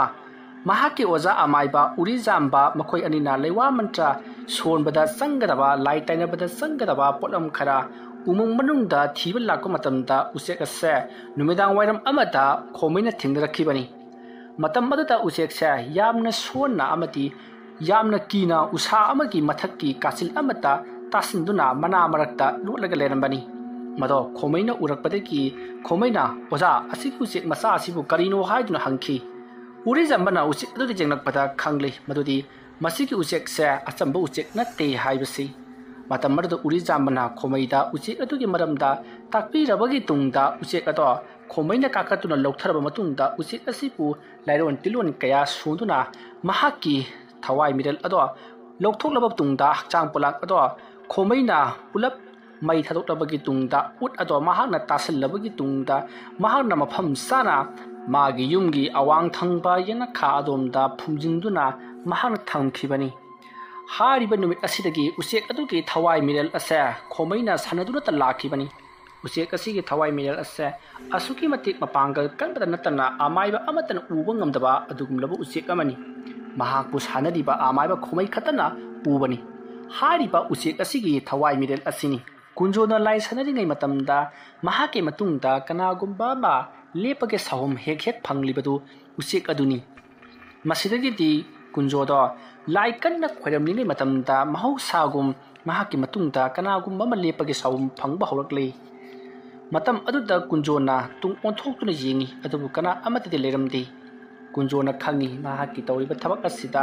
ꯀꯅꯥꯒꯨꯝꯕ ꯈꯣꯌꯨꯝꯂꯥꯏ ꯑꯃꯅ ꯌꯦꯡꯁꯤꯜꯂꯔꯤ ꯍꯥꯏꯕꯁꯤ꯫ ꯑꯗꯨ ꯈꯪꯖꯔꯕꯁꯨ ꯃꯍꯥꯛꯅ ꯀꯔꯤꯁꯨ ꯊꯋꯥ ꯋꯥꯁꯥꯗꯅ ꯃꯍꯥꯛꯅ ꯇꯧꯒꯦ ꯈꯜꯂꯤꯕ ꯊꯕꯛ ꯑꯗꯨꯗ ꯃꯥꯏꯑꯣꯟꯁꯤꯟꯗꯨꯅ ꯑꯗꯨꯃꯛ ꯇꯧꯔꯤ꯫ ꯃꯇꯝ ꯑꯗꯨꯗ ꯎꯆꯦꯛ ꯑꯗꯨꯅ ꯀꯨꯟꯖꯣꯅ ꯇꯧꯔꯤꯕꯁꯤꯡꯗꯨ ꯂꯣꯏꯅ ꯎꯔꯕ ꯈꯪꯂꯕꯒꯤ ꯇꯨꯡꯗ ꯑꯃꯨꯛ ꯍꯟꯅ ꯈꯣꯃꯩꯒꯤ ꯃꯅꯥꯛꯇ ꯂꯥꯛꯂꯤ꯫ ꯑꯗꯨꯒ ꯎꯆꯦꯛ ꯑꯗꯨꯅ ꯍꯧꯖꯤꯛ ꯀꯨꯟꯖꯣꯗꯣ ꯎꯇꯣꯡ ꯑꯃ ꯄꯥꯏꯔꯒ ꯎꯇꯣꯡ ꯑꯗꯨꯒꯤ ꯃꯅꯨꯡꯗ ꯍꯩꯕꯤ ꯇꯤꯡꯈꯪ ꯈꯔ ꯍꯥꯞꯂꯒ ꯂꯩꯋꯥ ꯃꯟꯇ꯭ꯔ ꯁꯣꯟꯗꯨꯅ ꯅꯉꯣꯟꯗ ꯀꯥꯞꯃꯟꯅꯕ ꯁꯦꯝ ꯁꯥꯍꯧꯔꯦ ꯍꯥꯏꯗꯨꯅ ꯇꯝꯂꯤ꯫ ꯄꯥꯎ ꯑꯗꯨ ꯇꯥꯕꯗ ꯈꯣꯃꯩꯅ ꯐꯩ ꯈꯪꯒꯅꯤꯗꯅ ꯑꯁꯨꯝꯅ ꯈꯜꯂꯒ ꯈꯣꯃꯩ ꯏꯃꯨꯡꯂꯣꯝꯗ ꯑꯃꯨꯛ ꯄꯔꯞ ꯆꯠꯈ꯭ꯔꯤ꯫ ꯑꯗꯨꯒ ꯉꯁꯥꯏ ꯀꯨꯟꯖꯣꯅ ꯁꯦꯝ ꯁꯥꯗꯨꯅ ꯊꯅꯝꯕ ꯎꯇꯣꯡ ꯑꯗꯨ ꯂꯧꯔꯛꯈꯤꯕꯗꯣ ꯃꯍꯥꯛꯅ ꯄꯨꯗꯨꯅ ꯊꯣꯔꯛꯂꯤ꯫ ꯑꯗꯨꯒ ꯎꯇꯣꯡ ꯑꯗꯨꯒꯤ ꯃꯅꯥꯛꯇ ꯃꯍꯥꯛꯅ ꯑꯃꯨꯕ ꯅꯨꯡ ꯑꯃ ꯊꯝꯃꯤ꯫ ꯑꯗꯨꯝꯅ ꯊꯅꯕꯒꯤ ꯃꯇꯨꯡꯗ ꯃꯍꯥꯛꯅ ꯂꯩꯋꯥ ꯈꯔ ꯁꯣꯟꯗꯨꯅ ꯑꯃꯨꯕ ꯅꯨꯡ ꯑꯗꯣ ꯄꯥꯏꯈꯠꯂꯒ ꯂꯩꯋꯥ ꯃꯟꯇ꯭ꯔꯁꯤꯡ ꯑꯗꯣ ꯅꯨꯡ ꯑꯗꯨꯗ ꯀꯥꯝꯁꯤꯜꯂꯤ꯫ ꯑꯁꯨꯝꯅ ꯀꯥꯝꯁꯤꯜꯂꯕꯒꯤ ꯇꯨꯡꯗ ꯃꯍꯥꯛꯅ ꯄꯣꯔꯛꯈꯤꯕ ꯀꯨꯟꯖꯣꯒꯤ ꯎꯇꯣꯡ ꯑꯗꯨꯗ ꯃꯍꯥꯛꯅ ꯅꯨꯡ ꯑꯗꯨꯅ ꯇꯣꯛ ꯇꯣꯛ ꯂꯥꯎꯅ ꯑꯍꯨꯝꯂꯛ ꯑꯁꯨꯝ ꯐꯨꯔꯤ꯫ ꯑꯗꯨꯝꯅ ꯐꯨꯔꯛꯄ ꯑꯗꯨꯗ ꯑꯁꯣꯝꯗꯅ ꯀꯨꯟꯖꯣꯗꯣ ꯀꯝꯗꯧꯔꯤ ꯃꯍꯥꯛꯀꯤ ꯃꯀꯣꯛ ꯑꯁꯤꯗ ꯀꯔꯤꯒꯨꯝꯕ ꯑꯀꯟꯕ ꯄꯣꯠ ꯑꯃꯅ ꯍꯟꯖꯤꯟ ꯊꯣꯝꯖꯤꯜꯂꯛꯄꯒꯨꯝ ꯌꯥꯝꯅ ꯀꯟꯅ ꯆꯩꯅꯥ ꯐꯪꯕꯗꯒꯤ ꯃꯀꯣꯛ ꯑꯗꯣ ꯆꯤꯛꯄ ꯍꯧꯔꯛꯂꯤ ꯑꯃꯗꯤ ꯃꯀꯣꯛ ꯄꯥꯏꯗꯨꯅ ꯃꯍꯥꯛ ꯅꯣꯟꯊꯗꯨꯅ ꯈꯥꯡꯂꯤ꯫ ꯅꯥꯇꯣꯟꯗꯒꯤꯁꯨ ꯏ ꯇꯥꯔꯤ꯫ ꯑꯗꯨꯝꯅ ꯇꯧꯔꯛꯄꯗꯨꯗ ꯀꯨꯟꯖꯣ ꯄꯥꯈꯠꯈꯤꯕꯅ ꯂꯣꯏꯔꯤ ꯃꯔꯝꯗꯤ ꯃꯍꯥꯛꯅ ꯀꯧꯊꯣꯛꯇꯨꯅ ꯁꯥꯟꯅꯔꯤꯕ ꯂꯥꯏ ꯑꯁꯤꯗꯤ ꯏ ꯎꯕ ꯌꯥꯗꯕ ꯑꯗꯨꯒꯨꯝꯂꯕ ꯍꯥꯏꯅ ꯇꯥꯟꯅꯕ ꯌꯥꯝꯅ ꯋꯥꯕ ꯂꯥꯏ ꯑꯃꯅꯤ꯫ ꯀꯨꯟꯖꯣ ꯃꯅꯥꯇꯣꯟꯗꯒꯤ ꯏꯗꯣ ꯃꯍꯥꯛꯅ ꯌꯥꯝꯅ ꯀꯟꯅ ꯇꯥꯔꯛꯇꯅꯕ ꯇꯩꯊꯣꯛꯇꯨꯅ ꯑꯃꯗꯤ ꯎꯈꯤꯗꯅꯕ ꯌꯥꯝꯅ ꯀꯟꯅ ꯍꯣꯠꯅꯔꯤ꯫ ꯑꯗꯨꯝꯅ ꯇꯧꯔꯤꯉꯩ ꯃꯇꯝ ꯑꯗꯨꯗ ꯀꯨꯟꯖꯣꯒꯤ ꯃꯃꯥꯡꯗ ꯂꯦꯞꯂꯤꯕ ꯂꯥꯏ ꯑꯗꯨꯅ ꯀꯨꯟꯖꯣꯗ ꯀꯩꯗꯧꯔꯕꯒꯦ ꯍꯥꯏꯗꯨꯅ ꯍꯪꯉꯤ꯫ ꯃꯇꯝ ꯑꯗꯨꯗ ꯀꯨꯟꯖꯣꯅ ꯌꯥꯝꯅ ꯊꯨꯅ ꯂꯩꯋꯥ ꯑꯃ ꯁꯣꯟꯗꯨꯅ ꯂꯥꯏ ꯑꯗꯨꯗ ꯅꯍꯥꯛ ꯌꯥꯝꯅ ꯊꯨꯅ ꯈꯣꯃꯩꯒꯤ ꯃꯅꯥꯛꯇ ꯆꯠꯂꯣ ꯍꯥꯏꯔꯛꯄꯗꯒꯤ ꯃꯍꯥꯛꯇꯤ ꯆꯠꯈ꯭ꯔꯤ꯫ ꯁꯣꯝꯗꯅ ꯀꯨꯟꯖꯣ ꯅꯥꯇꯣꯟꯒꯤ ꯏ ꯑꯗꯣ ꯇꯩꯊꯣꯛꯂꯒ ꯃꯀꯣꯛ ꯆꯤꯛꯂꯤꯕꯗꯣ ꯐꯈꯤꯅꯅꯕꯒꯤꯗꯃꯛ ꯂꯥꯏꯔꯣꯟ ꯀꯌꯥ ꯁꯣꯟꯗꯨꯅ ꯃꯍꯥꯛ ꯅꯥꯟꯊꯖꯔꯤ꯫ ꯑꯗꯨꯝꯅ ꯃꯀꯣꯛ ꯑꯗꯨꯗ ꯂꯩꯋꯥ ꯁꯣꯟꯗꯨꯅ ꯂꯥꯏꯕꯛꯇꯒꯤ ꯂꯨꯈꯝ ꯐꯥꯎꯕ ꯅꯥꯟꯊꯈꯤꯕꯗꯨꯗ ꯇꯧꯔꯝꯕꯁꯤꯡ ꯑꯗꯣ ꯇꯞꯅ ꯍꯟꯊꯈ꯭ꯔꯤ꯫ ꯑꯗꯨꯝꯅ ꯍꯦꯛ ꯇꯧꯔꯛꯄꯒ ꯁꯣꯝꯗ ꯈꯣꯃꯩꯅ ꯀꯣꯛ ꯊꯤꯟꯗꯨꯅ ꯁꯥꯟꯅꯔꯤꯕ ꯅꯨꯡ ꯑꯃꯨꯕꯗꯣ ꯃꯁꯨꯡ ꯀꯌా ꯊꯣꯛꯅ ꯄꯣꯛꯈꯥꯏꯗꯨꯅ ꯀꯥꯏꯔꯤ꯫ ꯃꯗꯨ ꯎꯕꯗ ꯈꯣꯃꯩꯅ ꯍꯌꯨꯝꯁꯤꯗꯕ ꯅꯪꯅ ꯑꯩꯒꯤ ꯈꯨꯠꯂꯥꯏ ꯑꯃ ꯑꯣꯏꯔꯤꯕ ꯅꯨꯡ ꯑꯃꯨꯕꯁꯤꯕꯨ ꯊꯨꯒꯥꯏꯔꯕꯀꯣ? ꯐꯩ ꯊꯨꯒꯥꯏꯌꯨ꯫ ꯁꯤꯒꯨꯝꯕ ꯅꯨꯡ ꯑꯃꯨꯕꯗꯤ ꯑꯩꯉꯣꯟꯗ ꯆꯥꯝꯃ ꯍꯦꯟꯅ ꯂꯩ ꯈꯪꯉꯨ꯫ ꯑꯗꯨ ꯑꯣꯏꯔꯕꯗꯤ ꯅꯪꯒꯤ ꯎꯇꯣꯡ ꯑꯁꯤ ꯁꯣꯏꯅ ꯊꯨꯒꯥꯏꯕ ꯇꯥꯔꯤ꯫ ꯑꯁꯨꯝꯅ ꯍꯥꯏꯔꯝꯂꯒ ꯈꯣꯃꯩ ꯍꯧꯒꯠꯂꯤ ꯑꯗꯨꯒ ꯎꯇꯣꯡ ꯑꯗꯨꯗ ꯃꯈꯣꯡꯅ ꯆꯕꯦꯠ ꯅꯦꯠꯈꯥꯏꯕꯗꯒꯤ ꯍꯧꯖꯤꯛꯇꯤ ꯎꯇꯣꯡ ꯑꯗꯣ ꯀꯥꯏꯔꯤ꯫ ꯎꯇꯣꯡ ꯑꯗꯨꯅ ꯄꯔꯥꯛ ꯂꯥꯎꯅ ꯀꯥꯏꯈꯤꯕꯒꯤ ꯈꯣꯟꯖꯦꯜ ꯑꯗꯣ ꯁꯣꯝꯗ ꯀꯨꯟꯖꯣꯁꯨ ꯇꯥꯈꯤ꯫ ꯎꯇꯣꯡ ꯀꯥꯏꯕꯒꯤ ꯃꯈꯣꯜ ꯑꯗꯨ ꯇꯥꯕꯗ ꯀꯨꯟꯖꯣ ꯁꯠ ꯂꯩꯊꯣꯛꯇꯨꯅ ꯃꯍꯥꯛꯀꯤ ꯎꯇꯣꯡ ꯑꯗꯨꯗ ꯌꯦꯡꯂꯛꯄꯗ ꯎꯇꯣꯡ ꯑꯗꯣ ꯀꯥꯏꯗꯨꯅ ꯂꯩꯔꯝꯂꯤ꯫ ꯇꯧꯔꯤꯕ ꯊꯕꯛ ꯈꯨꯗꯤꯡꯃꯛꯁꯦ ꯈꯣꯃꯩꯅ ꯑꯥꯗꯒꯤ ꯇꯧꯔꯛꯂꯤꯕꯅꯤ ꯍꯥꯏꯕꯁꯤ ꯀꯨꯟꯖꯣꯁꯨ ꯈꯪꯉꯤ꯫ ꯃꯇꯝ ꯑꯗꯨꯗ ꯀꯨꯟꯖꯣꯗꯣ ꯃꯀꯣꯛ ꯑꯗꯨ ꯄꯥꯏꯁꯤꯜꯂꯒ ꯉꯥꯏꯍꯥꯛ ꯂꯩꯔꯕ ꯃꯇꯨꯡꯗ ꯈꯔ ꯐꯔꯛꯄꯗꯒꯤ ꯎꯇꯣꯡ ꯑꯗꯨꯗ ꯌꯥꯝꯅ ꯃꯨꯟꯅ ꯌꯦꯡꯂꯒ ꯁꯥꯎꯔꯤ꯫ ꯃꯁꯤꯒꯤ ꯃꯇꯨꯡ ꯎꯄꯥꯏ ꯂꯩꯇ꯭ꯔꯕ ꯀꯨꯟꯖꯣ ꯎꯇꯣꯡ ꯑꯗꯨꯗ ꯌꯥꯎꯔꯤꯕ ꯍꯩꯕꯤ ꯇꯤꯡꯈꯪꯁꯤꯡ ꯑꯗꯣ ꯃꯍꯥꯛꯅ ꯆꯦꯛꯁꯤꯟꯅ ꯌꯣꯝꯁꯤꯜꯂꯕꯒꯤ ꯇꯨꯡꯗ ꯏꯃꯨꯡꯂꯣꯝꯗ ꯑꯃꯨꯛ ꯆꯪꯈ꯭ꯔꯦ ꯀꯔꯤ ꯑꯃꯠꯇ ꯍꯣꯏ ꯃꯥꯏ ꯇꯧꯔꯛꯈꯤꯗꯕ ꯑꯗꯨꯗꯗꯤ ꯈꯣꯃꯩꯁꯨ ꯂꯣꯏꯔ ꯃꯥꯜꯂꯦ ꯈꯪꯂꯗꯨꯅ ꯃꯍꯥꯛꯁꯨ ꯏꯃꯨꯡꯂꯣꯝꯗ ꯆꯪꯈꯤ ꯑꯗꯨꯕꯨ ꯀꯨꯟꯖꯣꯗꯤ ꯃꯍꯥꯛꯅ ꯉꯥꯏꯔꯤꯕꯁꯦ ꯑꯍꯤꯡꯒꯤ ꯃꯇꯝ ꯂꯣꯏꯁꯤꯜꯂꯛꯄ ꯃꯇꯝ ꯈꯔ ꯊꯦꯡꯊꯔꯛꯄ ꯃꯇꯝꯅꯤ ꯃꯁꯤꯗꯒꯤꯗꯤ ꯃꯇꯝ ꯈꯔ ꯊꯦꯡꯊꯔꯛꯄ ꯃꯇꯝ ꯑꯗꯨꯋꯥꯏꯗ ꯀꯨꯟꯖꯣ ꯐꯨꯛ ꯍꯧꯒꯠꯂꯛꯂꯤ ꯑꯗꯨꯒ ꯃꯍꯥꯛꯅ ꯍꯩꯕꯤ ꯇꯤꯡꯈꯪ ꯑꯗꯣ ꯄꯥꯏꯔꯒ ꯑꯃꯨꯛ ꯄꯔꯞ ꯄꯔꯞ ꯂꯥꯛꯂꯤ ꯑꯁꯨꯝꯅ ꯂꯥꯛꯂꯕꯒꯤ ꯇꯨꯡꯗ ꯍꯩꯀ꯭ꯔꯨ ꯄꯥꯝꯕꯤ ꯑꯗꯨꯒꯤ ꯃꯈꯣꯡꯗ ꯀꯨꯟꯖꯣ ꯇꯞꯅ ꯐꯝꯊꯔꯒ ꯂꯩꯋꯥ ꯈꯔ ꯁꯣꯜꯂꯒ ꯍꯩꯕꯤ ꯇꯤꯡꯈꯪ ꯑꯗꯨꯅ ꯂꯩꯃꯥꯏꯗ ꯆꯛ ꯆꯛ ꯑꯁꯨꯝ ꯌꯨꯡꯉꯤ ꯑꯁꯨꯝꯅ ꯌꯨꯡꯕ ꯂꯣꯏꯔꯕ ꯃꯇꯨꯡꯗ ꯀꯨꯟꯖꯣ ꯏꯃꯨꯡꯂꯣꯝꯗ ꯆꯪꯈ꯭ꯔꯦ ꯃꯍꯥꯛꯅ ꯑꯗꯨꯝꯅ ꯍꯦꯛ ꯆꯪꯈꯤꯕꯒ ꯍꯩꯕꯤ ꯇꯤꯡꯈꯪ ꯂꯩꯃꯥꯏꯗ ꯌꯨꯡꯁꯤꯜꯂꯒ ꯊꯅꯝꯕꯗꯣ ꯀꯅꯥꯒꯨꯝꯕ ꯑꯃꯅ ꯐꯨꯛꯇꯣꯛꯄꯒꯨꯝ ꯁꯠ ꯁꯠ ꯐꯨꯛꯇꯣꯛꯂꯒ ꯂꯥꯛꯇꯨꯅ ꯂꯪꯊꯣꯛꯈꯤ ꯑꯗꯨꯝꯅ ꯇꯧꯕ ꯄꯨꯡꯂꯣꯏ ꯂꯣꯏꯔꯕꯒꯤ ꯇꯨꯡꯗ ꯀꯨꯟꯖꯣ ꯌꯥꯝꯅ ꯋꯥꯈꯜ ꯅꯨꯡꯉꯥꯏꯅ ꯑꯗꯨꯃꯛ ꯇꯨꯝꯊꯈ꯭ꯔꯦ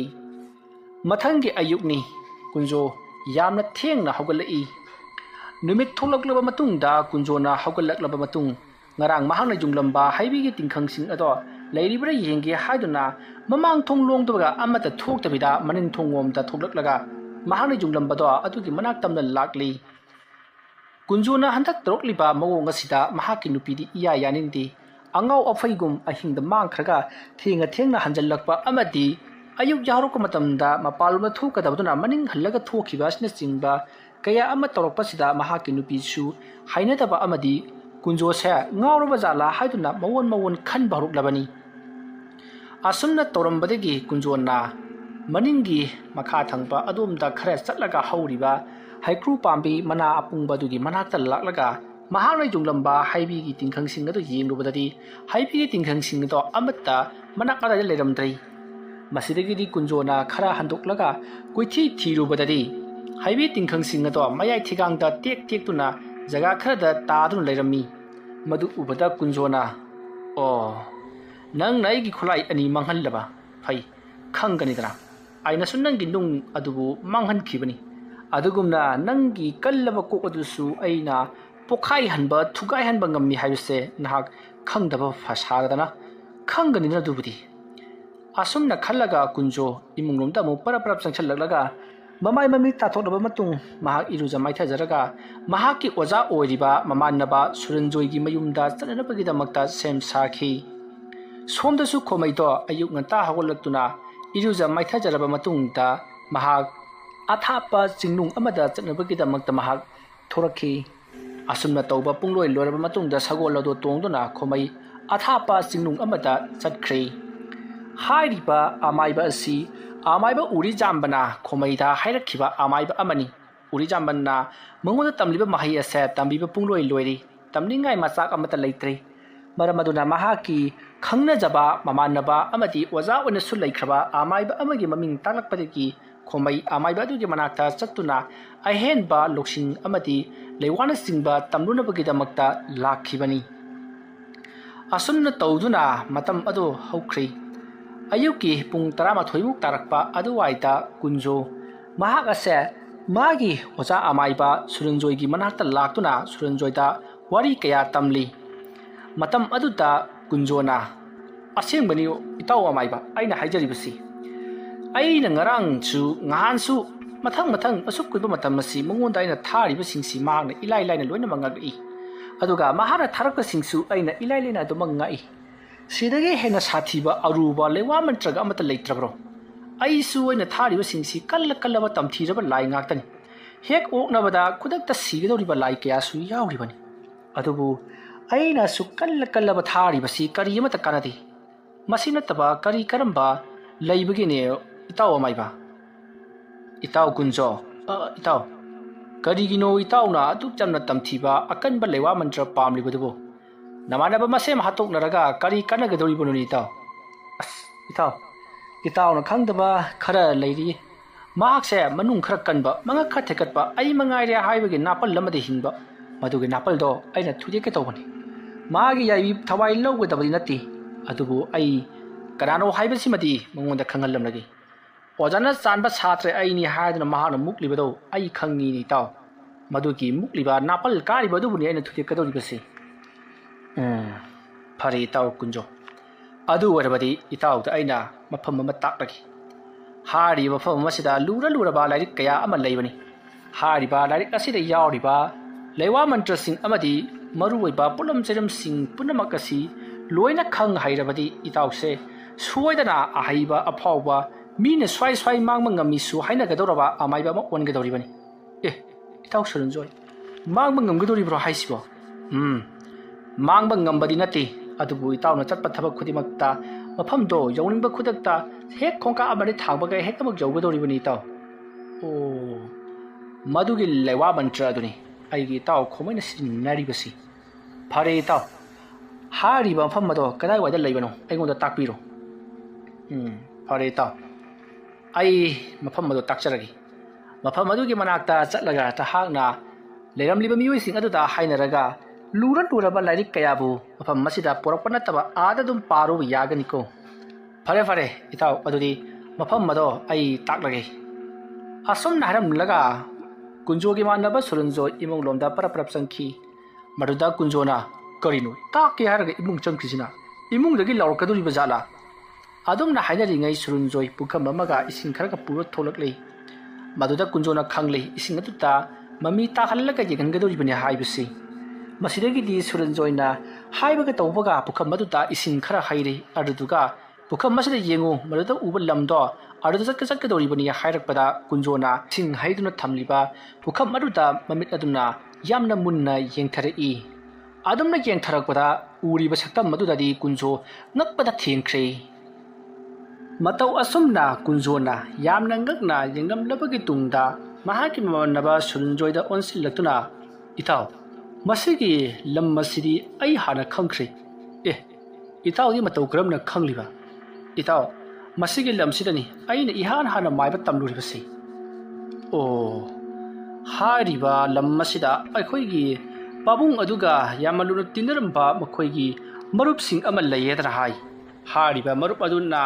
ꯂꯥꯏꯔꯤꯛꯁꯤꯡ ꯑꯗꯨꯒꯤ ꯃꯇꯥꯡꯗ ꯈꯪꯉꯤ ꯍꯥꯏꯗꯨꯅ ꯇꯥꯛꯄꯤꯔꯝꯃꯤ ꯃꯗꯨꯗ ꯆꯠꯂꯒ ꯏꯇꯥꯎꯅ ꯍꯪꯂꯨꯒꯗꯧꯔꯤꯕꯅꯤ ꯏꯇꯥꯎ ꯍꯥꯏꯔꯤꯕ ꯃꯐꯝ ꯑꯗꯨꯗ ꯑꯩꯅ ꯆꯠꯂꯨꯕ ꯍꯥꯏꯕꯁꯤ ꯑꯣꯟꯊꯣꯛꯅ ꯏꯀꯥꯏꯅꯤꯡꯉꯥꯏꯅꯤ ꯃꯐꯝ ꯑꯗꯨꯗ ꯂꯩꯔꯝꯂꯤꯕ ꯑꯃꯥꯏꯕ ꯑꯗꯨ ꯍꯩꯇꯦ ꯍꯥꯏꯗꯨꯅ ꯇꯣꯛꯊꯣꯛꯂꯒ ꯑꯩ ꯏꯇꯥꯎꯒꯤ ꯏꯅꯥꯛꯁꯤꯗ ꯑꯃꯥꯏꯕ ꯇꯝꯕ ꯂꯥꯛꯈꯤꯕꯅꯤ ꯏꯇꯥꯎ ꯐꯔꯦ ꯑꯗꯨ ꯑꯣꯏꯔꯕꯗꯤ ꯏꯇꯥꯎ ꯑꯩꯅ ꯍꯩꯖꯔꯤꯕ ꯂꯩꯋꯥ ꯃꯟꯇ꯭ꯔ ꯄꯨꯝꯅꯃꯛ ꯏꯇꯥꯎꯗ ꯑꯃꯠꯇ ꯈꯥꯛꯇꯅ ꯑꯩꯅ ꯇꯝꯕꯤꯔꯒꯅꯤ ꯑꯗꯨꯒ ꯂꯨꯔꯤꯕꯗꯤ ꯑꯩꯅ ꯍꯩꯌꯨ ꯁꯨꯌꯥ ꯌꯥꯈꯤꯗ꯭ꯔꯕ ꯂꯥꯏꯔꯤꯛꯁꯤꯡ ꯑꯗꯨꯒꯤ ꯃꯇꯥꯡꯗꯗꯤ ꯑꯩꯅ ꯍꯧꯖꯤꯛ ꯄꯨꯈꯝ ꯑꯁꯤꯗ ꯎꯍꯜꯂꯤꯕ ꯂꯝ ꯑꯁꯤꯗ ꯆꯠꯀꯗꯕꯅꯤ ꯐꯔꯦ ꯏꯇꯥꯎ ꯂꯥꯏꯔꯤꯛ ꯑꯗꯣ ꯀꯅꯥꯅ ꯄꯥꯏꯔꯤ ꯑꯃꯗꯤ ꯀꯗꯥꯏꯋꯥꯏꯗ ꯂꯩꯔꯤ ꯍꯥꯏꯕꯗꯣ ꯑꯃꯨꯛ ꯌꯦꯡꯉꯁꯤ ꯑꯁꯨꯝꯅ ꯍꯥꯏꯔꯝꯂꯒ ꯁꯨꯔꯟꯖꯣꯏꯅ ꯄꯨꯈꯝ ꯑꯗꯨꯗ ꯑꯃꯨꯛ ꯍꯟꯅ ꯏꯁꯤꯡ ꯈꯔ ꯑꯃꯨꯛ ꯈꯤꯛꯁꯜꯂꯒ ꯑꯃꯨꯛ ꯂꯩꯋꯥ ꯃꯟꯇ꯭ꯔ ꯁꯣꯟꯗꯨꯅ ꯀꯨꯟꯖꯣꯕꯨ ꯌꯦꯡꯍꯜꯂꯤ ꯃꯇꯝ ꯑꯗꯨꯗ ꯀꯨꯟꯖꯣꯅ ꯁꯤꯗꯤ ꯑꯍꯜ ꯑꯣꯏꯔꯕ ꯃꯤꯑꯣꯏ ꯑꯃꯅ ꯄꯥꯏꯗꯨꯅ ꯂꯩꯔꯤ ꯂꯥꯏꯔꯤꯛ ꯑꯁꯤ ꯃꯍꯥꯛꯅ ꯌꯥꯝꯅ ꯆꯦꯛꯁꯤꯟꯅꯁꯨ ꯊꯝꯂꯤ ꯑꯗꯨꯒꯤꯁꯨ ꯃꯊꯛꯇ ꯀꯅꯥ ꯑꯃꯠꯇꯅ ꯍꯨꯔꯥꯟ ꯆꯤꯟꯊꯤ ꯇꯧꯕꯁꯨ ꯌꯥꯔꯣꯏ ꯃꯉꯣꯟꯗ ꯍꯥꯏꯅꯔꯒ ꯂꯥꯏꯔꯤꯛ ꯑꯁꯦ ꯂꯧꯒꯗꯕꯅꯤ ꯄꯥꯒꯗꯕꯅꯤ ꯏꯇꯥꯎ ꯃꯗꯨꯅꯤ ꯏꯇꯥꯎ ꯑꯩꯅ ꯏꯇꯥꯎꯗ ꯍꯥꯏꯈꯤꯕꯗꯣ ꯂꯥꯏꯔꯤꯛ ꯑꯁꯦ ꯄꯣꯔꯛꯄꯗꯤ ꯌꯥꯔꯣꯏ ꯄꯥꯔꯨꯕꯗꯤ ꯌꯥꯒꯅꯤ ꯍꯥꯏꯈꯤꯕꯗꯣ ꯂꯥꯏꯔꯤꯛ ꯑꯁꯤ ꯏꯇꯥꯎꯅ ꯍꯦꯛ ꯄꯥꯕ ꯂꯣꯏꯔꯕ ꯃꯇꯨꯡꯗ ꯍꯦꯛ ꯍꯩꯕꯒ ꯏꯇꯥꯎꯁꯤ ꯑꯉꯛꯄ ꯐꯪꯅ ꯍꯩꯒꯗꯧꯔꯤꯕꯅꯤ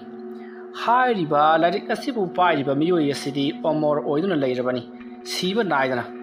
ꯆꯤꯡꯅꯨꯡ ꯑꯃꯗ ꯃꯍꯥꯛꯁꯦ ꯍꯧꯖꯤꯛꯁꯨ ꯑꯗꯨꯃꯛ ꯂꯩꯔꯤꯕꯅꯤ ꯃꯍꯥꯛꯀꯤ ꯃꯇꯥꯡꯗ ꯃꯍꯥꯛꯀꯤ ꯃꯔꯝꯗ ꯈꯪꯕ ꯍꯥꯏꯕꯁꯤ ꯑꯩꯈꯣꯏ ꯑꯃꯥꯏꯕ ꯈꯔ ꯈꯛꯇꯃꯛꯅꯤ ꯀꯅꯥ ꯑꯃꯠꯇꯅ ꯃꯁꯤꯒꯤ ꯃꯔꯝꯗ ꯈꯪꯗꯕꯅꯤ ꯀꯅꯥꯒꯨꯝꯕꯅ ꯈꯪꯂꯕꯁꯨ ꯃꯍꯥꯛ ꯑꯁꯦ ꯀꯗꯥꯏꯗ ꯀꯝꯗꯧꯅ ꯂꯩꯔꯤ ꯍꯥꯏꯕꯁꯦ ꯀꯅꯥ ꯑꯃꯠꯇꯅ ꯈꯪꯗꯦ ꯀꯔꯤꯒꯨꯝꯕ ꯃꯍꯥꯛꯀꯤ ꯃꯔꯝꯗ ꯑꯃꯥꯏꯕ ꯑꯃꯅ ꯍꯦꯛ ꯆꯤꯡꯂꯛꯄ ꯃꯇꯝꯗ ꯑꯃꯥꯏꯕ ꯑꯗꯨꯕꯨ ꯉꯥꯎꯅ ꯐꯩꯅ ꯅꯥꯍꯜꯂꯤ ꯅꯠꯇ꯭ꯔꯒꯅ ꯃꯍꯥꯛꯀꯤ ꯂꯝꯕꯤ ꯇꯥꯛꯄ ꯉꯝꯍꯟꯗꯅꯕ ꯃꯥꯅ ꯂꯩꯋꯥ ꯇꯧꯔꯛꯀꯅꯤ ꯍꯧꯖꯤꯛ ꯑꯩꯅ ꯌꯦꯡꯂꯤꯕ ꯑꯁꯤꯁꯨ ꯃꯍꯥꯛ ꯑꯁꯦ ꯀꯅꯥꯅꯣ ꯀꯔꯤꯅꯣ ꯂꯥꯏꯔꯤꯛ ꯑꯗꯣ ꯀꯅꯥꯅ ꯄꯥꯏ ꯍꯥꯏꯗꯨꯅ ꯌꯦꯡꯕꯅꯤꯅ ꯀꯔꯤꯁꯨ ꯊꯣꯏꯗꯣꯛꯄ ꯇꯧꯔꯛꯇ꯭ꯔꯤꯕꯅꯤ ꯑꯗꯨꯕꯨ ꯃꯍꯥꯛ ꯀꯗꯥꯏꯗ ꯂꯩ ꯀꯩꯗꯧꯔꯤ ꯃꯍꯥꯛꯀꯤ ꯆꯠꯀꯗꯕ ꯂꯝꯕꯤꯁꯦ ꯀꯔꯣꯝꯗ ꯆꯠꯀꯗꯕꯅꯣ ꯍꯥꯏꯗꯨꯅ ꯌꯦꯡꯂꯨꯕ ꯊꯣꯛꯂꯕꯗꯤ ꯃꯍꯥꯛꯅ ꯑꯩꯕꯨ ꯉꯁꯥꯏꯅ ꯁ꯭ꯋꯥꯏꯁꯤꯗ ꯊꯔꯣ ꯑꯣꯜꯍꯜꯂꯝꯂꯒꯗꯕꯅꯤ ꯑꯗꯨꯗꯤ ꯏꯇꯥꯎ ꯁꯨꯔꯟꯖꯣꯏ ꯃꯇꯧ ꯀꯔꯝꯅ ꯑꯩ ꯃꯥꯒꯤ ꯃꯅꯥꯛꯇ ꯆꯠꯀꯅꯤ ꯑꯩ ꯃꯥꯒꯤ ꯃꯅꯥꯛꯇ ꯆꯠꯇꯕ ꯁꯨꯡꯌꯥ ꯌꯥꯗ꯭ꯔꯤ ꯑꯩꯅ ꯍꯩꯅꯤꯡꯂꯤꯕ ꯃꯍꯩ ꯑꯁꯤ ꯃꯥꯒꯤ ꯃꯅꯥꯛꯇ ꯆꯠꯇ꯭ꯔꯕꯗꯤ ꯍꯩꯕ ꯐꯪꯉꯣꯏꯗꯧꯔꯤ ꯏꯇꯥꯎ ꯏꯇꯥꯎꯅ ꯀꯔꯤꯒꯤꯅꯣ ꯑꯃꯥꯏꯕ ꯑꯃ ꯑꯣꯏꯔꯒ ꯑꯗꯨꯛ ꯌꯥꯝꯅ ꯍꯥꯏꯅꯤꯡꯂꯤꯕꯗꯨꯕꯨ ꯑꯗꯨꯒꯤꯁꯨ ꯃꯊꯛꯇ ꯏꯇꯥꯎꯅ ꯍꯥꯏꯅꯤꯡꯂꯤꯕ ꯃꯍꯩ ꯑꯁꯤꯗꯤ ꯃꯤ ꯀꯟꯅꯅꯕꯒꯤꯗꯃꯛ ꯅꯠꯇꯦ ꯃꯤꯒꯤ ꯄꯨꯟꯁꯤ ꯃꯥꯡꯍꯟꯅꯅꯕ ꯃꯍꯩ ꯇꯝꯒꯗꯧꯔꯤꯕꯅꯤ ꯃꯗꯨꯒꯨꯝꯂꯕ ꯇꯝꯁꯟꯕꯗ ꯀꯥꯟꯅꯔꯔꯣꯏꯗꯕ ꯄꯣꯠꯂꯝ ꯆꯩꯔꯝ ꯃꯟꯇ꯭ꯔꯁꯤꯡ ꯑꯗꯨꯒꯤ ꯃꯇꯥꯡꯗ ꯏꯇꯥꯎꯅ ꯇꯝꯅꯤꯡꯂꯤꯕꯁꯤꯕꯨ ꯀꯔꯤ ꯃꯔꯝꯒꯤꯅꯣ ꯏꯇꯥꯎ ꯀꯨꯟꯖꯣ ꯑꯃꯥꯟꯅꯕ ꯁꯨꯔꯟꯖꯣꯏꯒꯤ ꯋꯥꯐꯝ ꯑꯗꯨ ꯇꯥꯕꯗ ꯈꯨꯝꯐꯝ ꯈꯪꯗꯦ ꯃꯁꯤꯗꯒꯤꯗꯤ ꯀꯨꯟꯖꯣꯅ ꯑꯁꯦꯡꯕ ꯋꯥꯔꯤꯁꯤꯡꯗꯣ ꯂꯣꯏꯅ ꯂꯤꯊꯣꯔꯛꯂꯦ ꯃꯍꯥꯛꯀꯤ ꯃꯃꯥꯟꯅꯕ ꯈꯣꯃꯩ ꯀꯧꯕ ꯑꯃ ꯂꯩ ꯍꯥꯏꯔꯤꯕ ꯈꯣꯃꯩ ꯍꯥꯏꯔꯤꯕ ꯃꯃꯥꯟꯅꯕ ꯑꯁꯦ ꯃꯍꯥꯛꯀ ꯌꯥꯝꯅ ꯂꯨꯅ ꯇꯤꯟꯅꯔꯝꯃꯤ ꯑꯗꯨꯕꯨ ꯍꯧꯖꯤꯛꯇꯤ ꯃꯥꯒ ꯑꯩꯒꯁꯦ ꯌꯥꯝꯅ ꯌꯦꯡꯊꯤꯅꯕ ꯍꯥꯏꯕꯗꯣ ꯑꯣꯏꯔꯤ ꯃꯥꯅꯁꯨ ꯃꯥꯅ ꯉꯝꯕ ꯃꯑꯣꯡꯗ ꯑꯩꯕꯨ ꯂꯥꯏꯇꯤꯟ ꯀꯌꯥ ꯊꯥꯔꯛꯇꯨꯅ ꯑꯩꯕు ꯑꯣꯠꯂꯤ ꯑꯩꯅꯁꯨ ꯃꯉꯣꯟꯗ ꯂꯥꯏꯇꯤꯟ ꯀꯌꯥ ꯊꯥꯖꯤꯟꯗꯨꯅ ꯃꯍꯥꯛꯄꯨ ꯑꯣꯠꯂꯤꯕꯅꯤ ꯑꯁꯨꯝꯅ ꯏꯕꯥꯅꯤꯁꯦ ꯅꯨꯡꯇꯤ ꯅꯨꯃꯤꯠ ꯈꯨꯗꯤꯡꯒꯤ ꯃꯥꯅ ꯉꯝꯕ ꯃꯑꯣꯡꯗ ꯌꯦꯡꯊꯤꯅꯔꯤ ꯃꯍꯥꯛꯅ ꯉꯝꯗꯨꯅꯇ ꯑꯌꯥꯝꯕ ꯂꯥꯛꯂꯤ ꯑꯗꯨꯒ ꯑꯩꯅ ꯉꯝꯕꯁꯨ ꯌꯥꯎꯏ ꯍꯥꯏꯔꯤꯕ ꯊꯕꯛ ꯑꯁꯤꯗ ꯑꯩꯅ ꯃꯍꯥꯛꯄꯨ ꯃꯥꯏꯊꯤꯕ ꯄꯤꯅꯅꯕ ꯅꯝꯊꯅꯕꯒꯤꯗꯃꯛꯇ ꯀꯔꯤ ꯇꯧꯕ ꯌꯥꯕꯒꯦ ꯍꯥꯏꯗꯨꯅ ꯊꯤꯕꯗ ꯑꯩꯁꯦ ꯑꯋꯥꯕ ꯑꯣꯏꯔꯕꯅꯤ ꯈꯣꯃꯩ ꯍꯥꯏꯔꯤꯕ ꯃꯤꯑꯣꯏ ꯑꯁꯦ ꯑꯩꯅ ꯑꯃꯨꯛꯇꯪ ꯅꯝꯊꯕ ꯉꯝꯂꯕꯗꯤ ꯑꯩꯁꯦ ꯑꯣꯟꯊꯣꯛꯅ ꯅꯨꯡꯉꯥꯏꯈ꯭ꯔꯅꯤ ꯑꯗꯨꯒꯤꯗꯃꯛꯇ ꯃꯍꯥꯛꯄꯨ ꯅꯝꯊꯕ ꯉꯝꯅꯅꯕꯒꯤꯗꯃꯛꯇ ꯇꯝꯂꯤꯕꯅꯤ ꯃꯍꯥꯛꯇꯤ ꯑꯩꯉꯣꯟꯗꯒꯤꯁꯨ ꯍꯦꯟꯅ ꯀꯥꯎꯒꯟꯗꯦ ꯑꯗꯨꯒꯤꯁꯨ ꯃꯊꯛꯇ ꯄꯨꯛꯅꯤꯡ ꯆꯝꯅ ꯇꯝꯈꯤꯕꯅ ꯀꯔꯤꯅꯣ ꯍꯩꯁꯨ ꯌꯥꯝꯅ ꯍꯩ ꯑꯩꯉꯣꯟꯗꯒꯤ ꯃꯍꯥꯛꯅ ꯌꯥꯝꯅ ꯀꯥ ꯍꯦꯟꯅ ꯍꯩꯇ꯭ꯔꯕꯁꯨ ꯈꯔ ꯃꯈꯩꯗꯤ ꯍꯩꯕ ꯍꯦꯜꯂꯤ ꯃꯍꯥꯛꯄꯨ ꯅꯝꯊꯕ ꯉꯝꯅꯅꯕ ꯂꯥꯏꯑꯣꯟ ꯀꯔꯤ ꯂꯩꯕꯒꯦ ꯍꯥꯏꯗꯨꯅ ꯊꯤꯕꯗ ꯑꯋꯥꯕ ꯑꯣꯏꯔꯤ ꯀꯨꯟꯖꯣꯒꯤ ꯋꯥꯐꯝ ꯑꯗꯨ ꯇꯥꯕꯗ ꯁꯨꯔꯟꯖꯣꯏ ꯉꯥꯏꯍꯥꯛ ꯋꯥꯈꯜ ꯇꯧꯔꯒ ꯏꯇꯥꯎꯅ ꯄꯥꯝꯂꯤꯕꯁꯤ ꯈꯣꯃꯩ ꯍꯥꯏꯔꯤꯕ ꯑꯃꯥꯏꯕꯁꯤ ꯂꯣꯏꯁꯤꯟꯈꯤꯕꯗꯨ ꯄꯥꯝꯕꯒꯤ ꯋꯥꯔꯥ ꯏꯇꯥꯎ ꯑꯗꯨꯃꯛꯇꯤ ꯅꯠꯆꯗꯦ ꯏꯇꯥꯎ ꯈꯣꯃꯩꯅ ꯏꯇꯥꯎꯅ ꯑꯩꯉꯣꯟꯗꯒꯤ ꯍꯩꯕ ꯌꯥꯝꯅ ꯍꯦꯜꯂꯦ ꯑꯗꯨꯅ ꯏꯇꯥꯎ ꯅꯪꯒꯤ ꯅꯍꯩꯁꯤꯕꯨ ꯀꯗꯥꯏꯗꯒꯤ ꯇꯝꯂꯛꯄꯅꯣ ꯑꯩꯁꯨ ꯈꯔ ꯇꯝꯖꯒꯦ ꯒꯨꯔꯨ ꯕꯣꯔꯤꯖꯒꯦ ꯍꯥꯏꯗꯨꯅ ꯑꯩꯉꯣꯟꯗ ꯍꯥꯏꯔꯛꯄꯗꯨꯅꯤ ꯑꯩꯅ ꯄꯥꯝꯂꯤꯕꯁꯤ ꯅꯠꯇ꯭ꯔꯒꯅ ꯇꯧꯔꯤꯕ ꯊꯕꯛꯁꯤꯡ ꯑꯁꯤ ꯂꯦꯞꯂꯁꯤ ꯑꯩ ꯅꯉꯣꯟꯗ ꯃꯥꯏꯊꯤꯔꯦ ꯑꯩ ꯂꯥꯜꯂꯦ ꯍꯥꯏꯗꯨꯅ ꯍꯥꯏꯖꯍꯟꯒꯦ ꯇꯧꯕꯅꯤ ꯃꯗꯨꯗꯪ ꯑꯩꯅ ꯉꯝꯖꯔꯕꯗꯤ ꯑꯩꯁꯦ ꯀꯌꯥꯗ ꯅꯨꯡꯉꯥꯏꯒꯗꯕ ꯏꯇꯥꯎ ꯀꯨꯟꯖꯣ ꯑꯗꯨ ꯑꯣꯏꯔꯕꯗꯤ ꯅꯪ ꯀꯔꯤꯁꯨ ꯈꯜꯂꯨꯔꯒꯅꯨ ꯑꯩ ꯏꯃꯨꯡꯗꯒꯤ ꯂꯥꯏꯔꯤꯛ ꯈꯔ ꯂꯧꯊꯣꯛꯂꯨꯈꯤ ꯑꯁꯨꯝꯅ ꯍꯥꯏꯔꯒ ꯁꯨꯔꯟꯖꯣꯏ ꯏꯃꯨꯡꯗ ꯆꯪꯈ꯭ꯔꯒ ꯌꯥꯝꯅ ꯊꯥꯕ ꯂꯥꯏꯔꯤꯛ 3 ꯄꯨꯊꯣꯔꯛꯂꯤ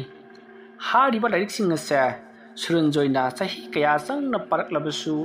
ꯁꯨꯡꯍꯩ ꯍꯩꯌꯨ ꯌꯥꯗ꯭ꯔꯕ ꯆꯤꯟꯐꯥ ꯄꯨ ꯍꯥꯏꯕ ꯌꯥꯈꯤꯗ꯭ꯔꯕ ꯂꯥꯏꯔꯤꯛ ꯉꯥꯛꯇꯅꯤ ꯃꯍꯥꯛꯀꯤ ꯃꯄꯥꯕꯨꯡꯅ ꯃꯉꯣꯟꯗ ꯆꯦꯛꯁꯤꯟꯅ ꯁꯤꯟꯅꯔꯝꯕ ꯂꯥꯏꯔꯤꯛ ꯉꯥꯛꯇꯅꯤ ꯃꯇꯝ ꯑꯗꯨꯗ ꯁꯨꯔꯟꯖꯣꯏꯅ ꯏꯇꯥꯎꯒꯤ ꯂꯥꯏꯔꯤꯛꯁꯤꯡ ꯑꯁꯤꯗꯤ ꯑꯣꯟꯊꯣꯛꯅꯁꯨ ꯊꯥꯈ꯭ꯔꯦꯗ ꯏꯇꯥꯎ ꯊꯥꯔꯤꯕꯁꯤꯗꯤ ꯑꯩꯈꯣꯏꯅ ꯎꯒꯤ ꯃꯀꯨꯗ ꯁꯦꯝꯂꯒ ꯏꯈꯤꯕ ꯂꯥꯏꯔꯣꯟ ꯑꯣꯏꯕꯒꯤꯅꯤ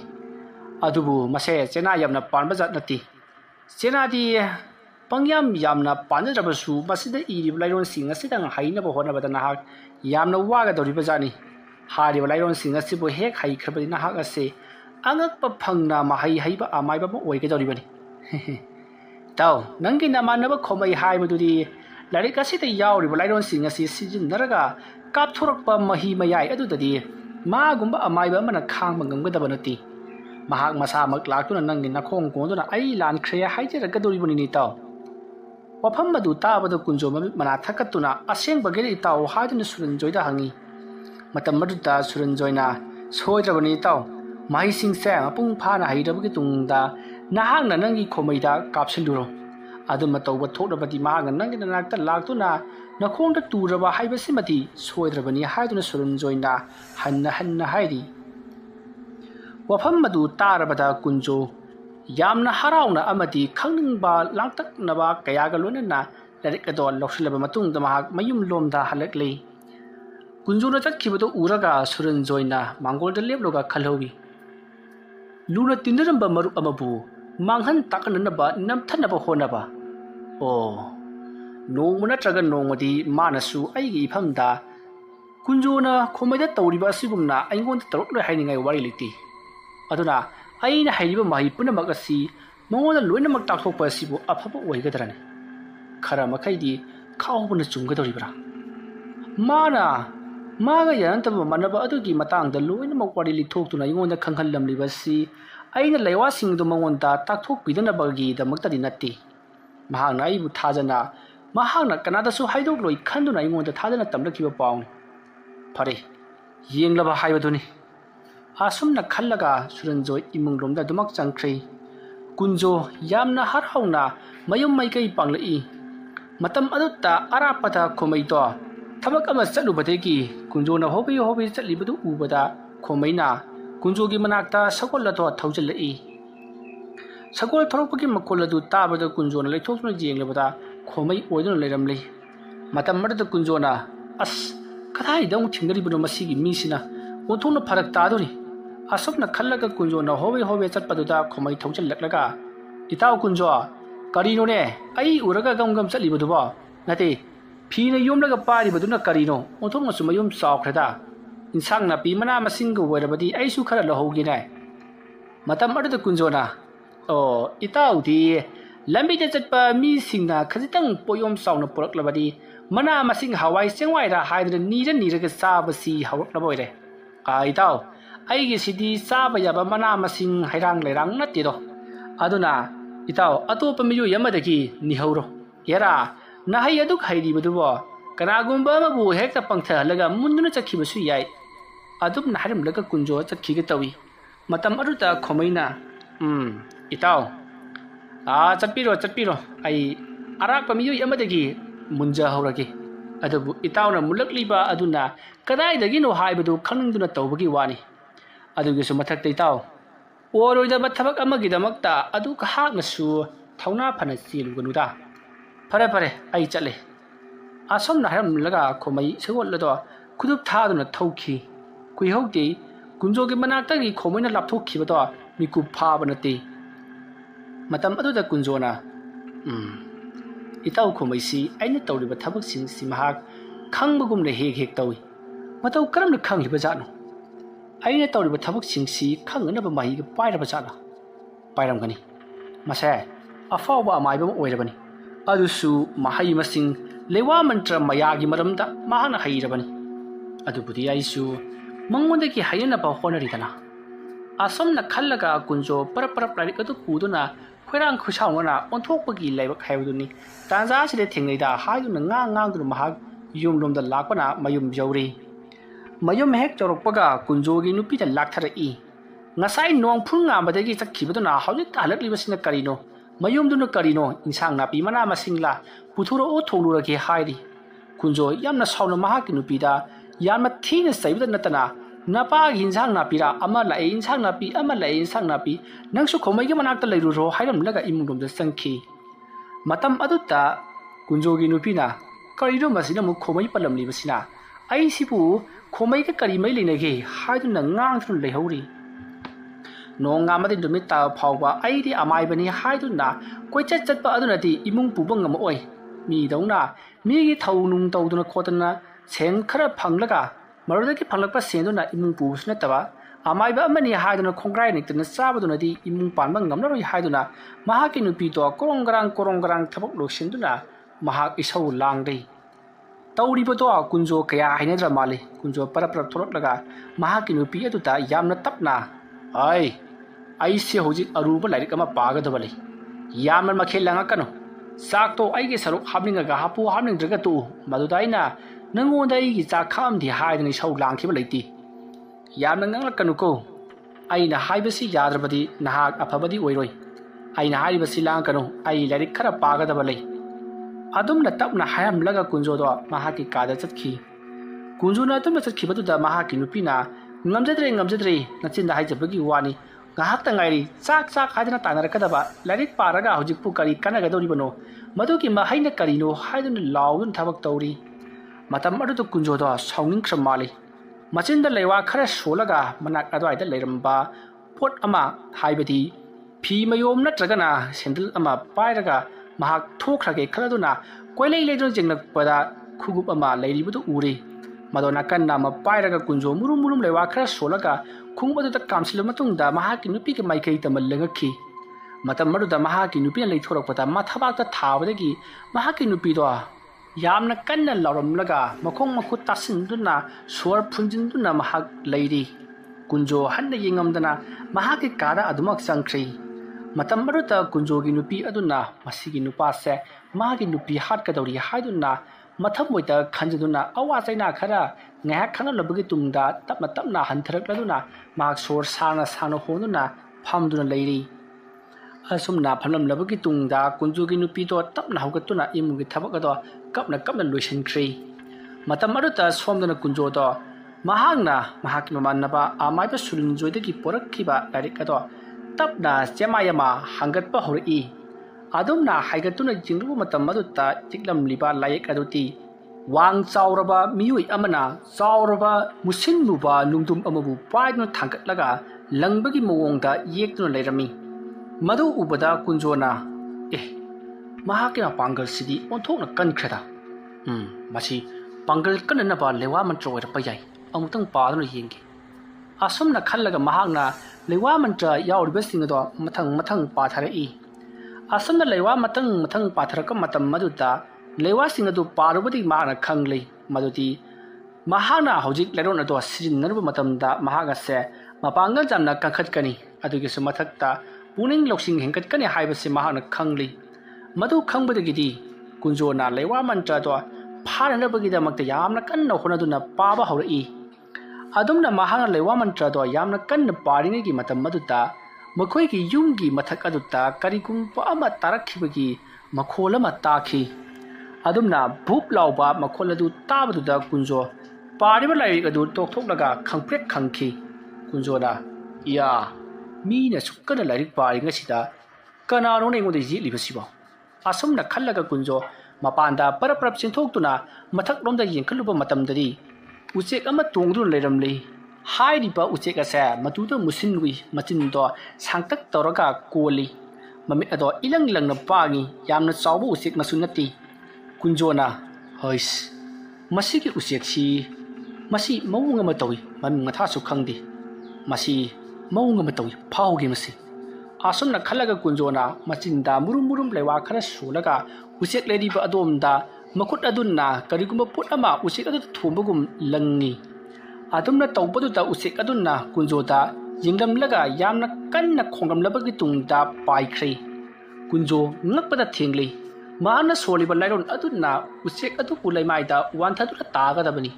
adu wanthadura tabagi mahutta lagna khongramlabagi tungda paikhibaduta kunjo ngakpada loiri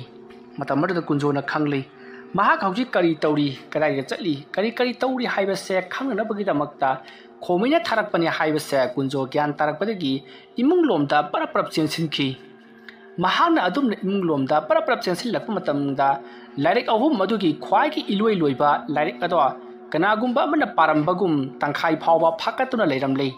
matamada kunjona khangle kanagumba amana lairik ase ani amadi pakhre aduga lemhauriba aroiba amase tangkhai phawba pakhre haibase kunjona khakbadagi yamathuna loiselli masidagi di kunjona tauriba thabak khudimak asi itaw khomaina torokpa soidana oiramgani onthokna sumahai haikrada aibu mahakna yumthakta tongbu uchek aduda wakhal thamhallaga mahanga luna lairik singase pakhrabako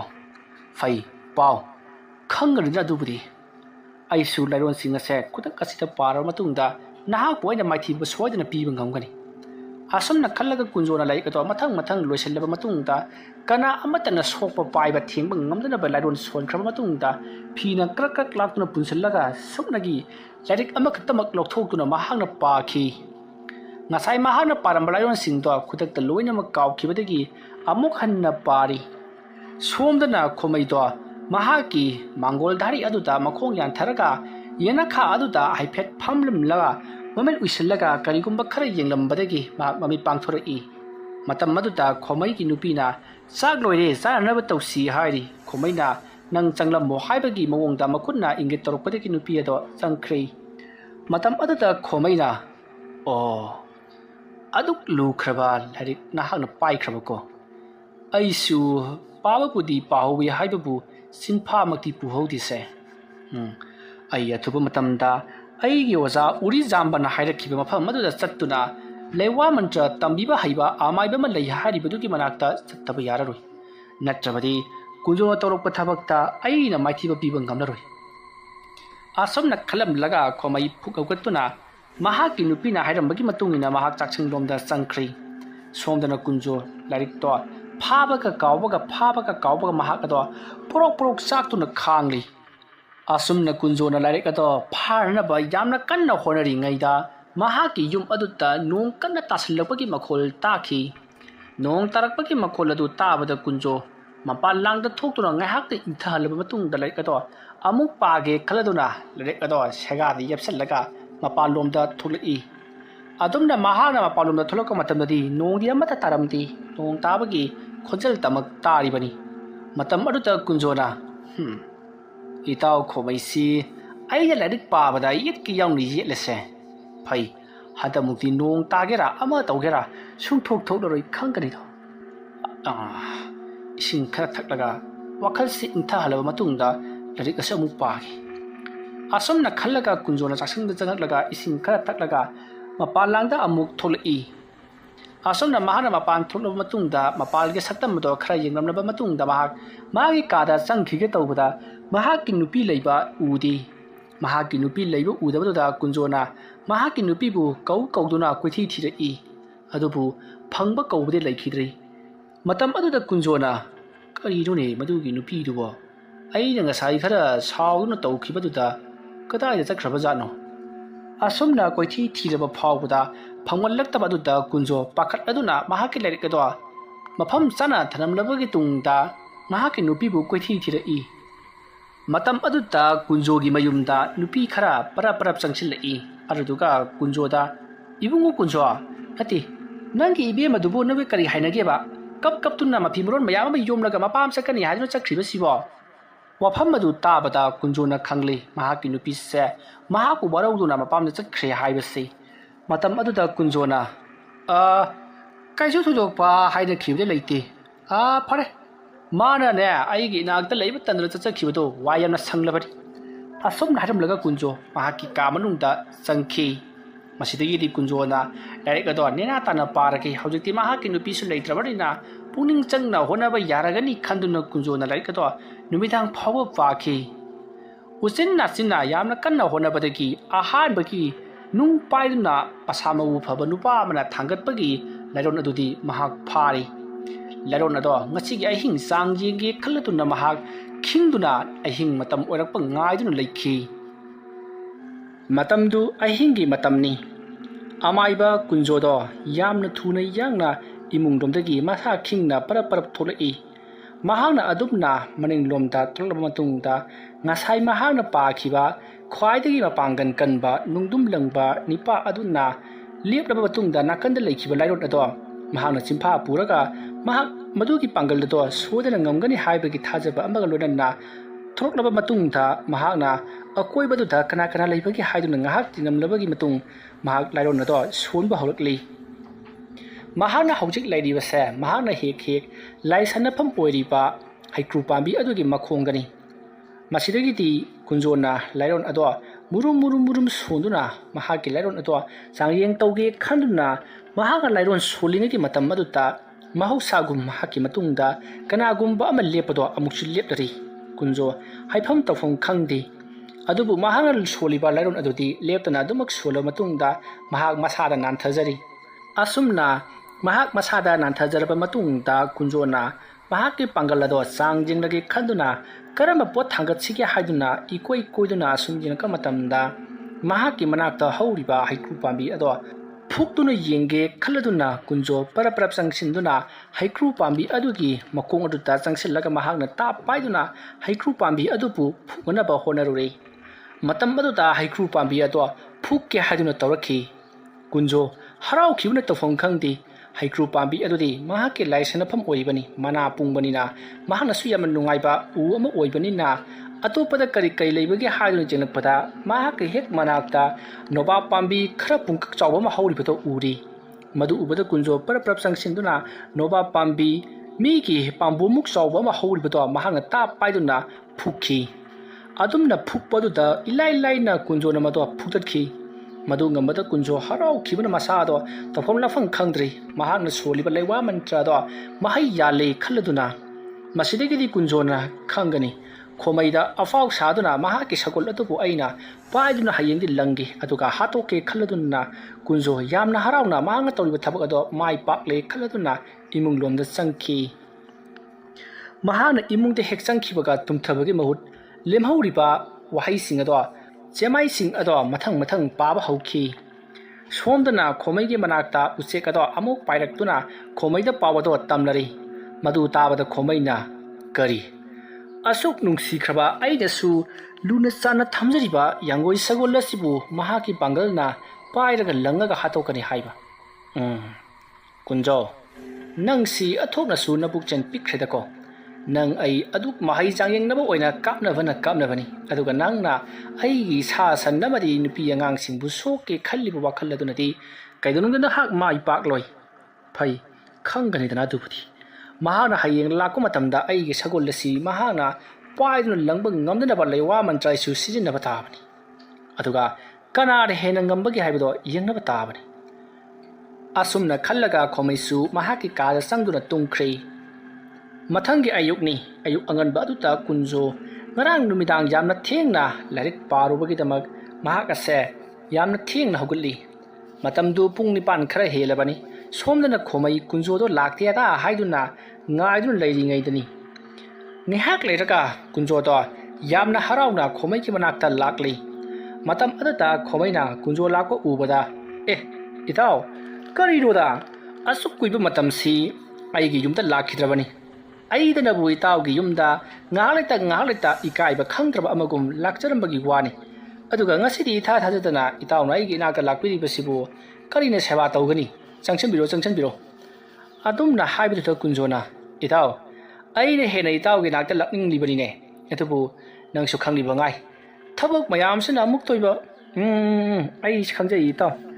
mi ge phabanaba phanaba yai phanaba tawba thabak nattabani na khardidum chinbani कम दो बैताओ कैसुवाइदे मांगोंदा ओइना काखसी असुमना हाइरगा खोमैना कुंजोबु मांगोलदा फमननबगिदमक्ता तौरी कुंजो खोमैगी सगोलदो कायदा लेबनो हाइदना ममितो कोरो ओतुना जेंगनपदा yum अदुगी येना खागी नाकल अमरोमदा सजिक चारिबदो उरी मदु उबदा कुंजोना ओ इताओगी यांगोई सगोल सिरी ओथोनसु फजरे हे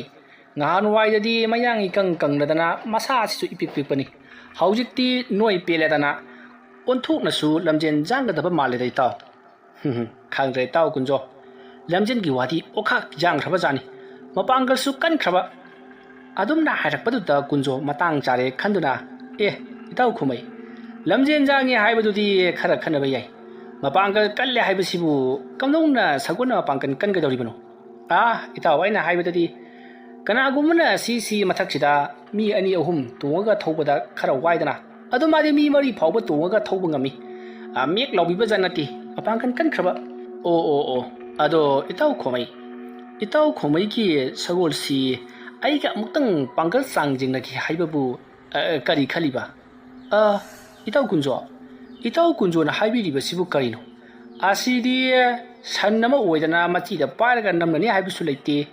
अदगी सामु मु ओइदना पांगल सांगिंगनगनी हाइबसु लैते लमजेन जांग बतानागी हाइबदुना तोंगानबमनिदो नत्रगा नैताव सगोलसिदा आइना मी मरी नम्मगा थौबा मतमदा करिसु तौदि हाइबनिना इतावगी नथक्सिदा आइखोइ मरी तोंथरगा इताव चेनगी हारिब्रो इताव खोबै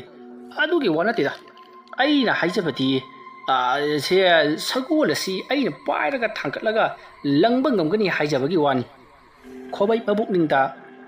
मागिसी आइगी सगोलसे हार्टकी खलिबदी हाइबसे महाना खंगी मतमरुदा खोमैना इताव कुंजो ओरोइदबदा पंगा nganganuda इतावगी दी हेदुनाबु कदाइदगी असुक याम लुंगख्रबा यामद्रबदा केजी हुमफु हुमद्रा तागदौरिबा चाउख्रबा सन या सगोलसिबु मतौ कर्म लंगबा ngamgadौरिबनो सगोलना काउथरोकदा नंदनबु सिरनी एरा इताव सगोलसना लुमदना क्याम लुंगदगी केजी 30 निफु मंगाई अदुदी हानुदा इताव कुंजो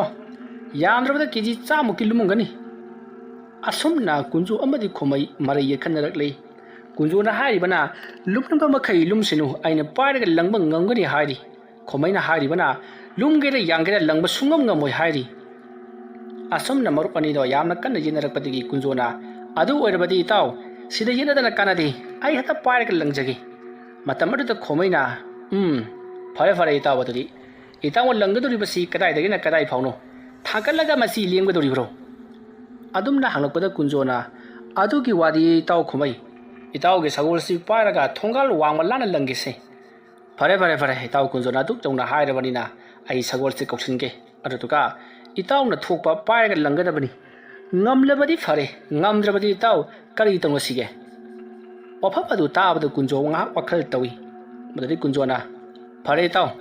karigumba aina sagol si pairaga langba matamda sagol asina konthong wangba tabada mahaksi soibadagi siraba itawna mangjaro karigumba aina sagol si pairaga thangalaga langba ngamdrabadi itawda aina tariat chenja yamna pigani sagol asigi maman pijaba tabani wafam maduda khomaina yamna harauna fare itaw adu oirabadi adubu khara kharadi yenga langbiyuko aina nuksini stana thamjariba sagolni asomna hairamlaga khomai mangoldagi sumangda kumthakri kunjoju kumtharai matam maduta kunjona thawri si pairaga chingkaduri bro ai eta chingugene itaw kunjo thawri pandabani ai ge sagol se aina haibada yabani ai kauge yani maningda sajik chari basi mahanabu chatke hairabadi kadai kadai dana koja chatkhiba yai adubu aina hairambagi matungina mahak afam masitagi hentoktribani fani ai kaujage asomna hairaga khumaina khupak pok ahum le khu khibada sagol lado mahak ki manak tamna selai matam maruta kunjona itaw gi sagol sidi singni haiba yaro onthona pangkhreda itaw kunjo matau karam nanu ne asidi aina sakhuba khurisu adum lakadaba leire haijariba ai arangbiya chalo asomna hairaga khubak to amukchu pok khuki sagon to amuk chakkhri matam maruda khomaina itaw khubak khubiu amtak lakpri yengu khuge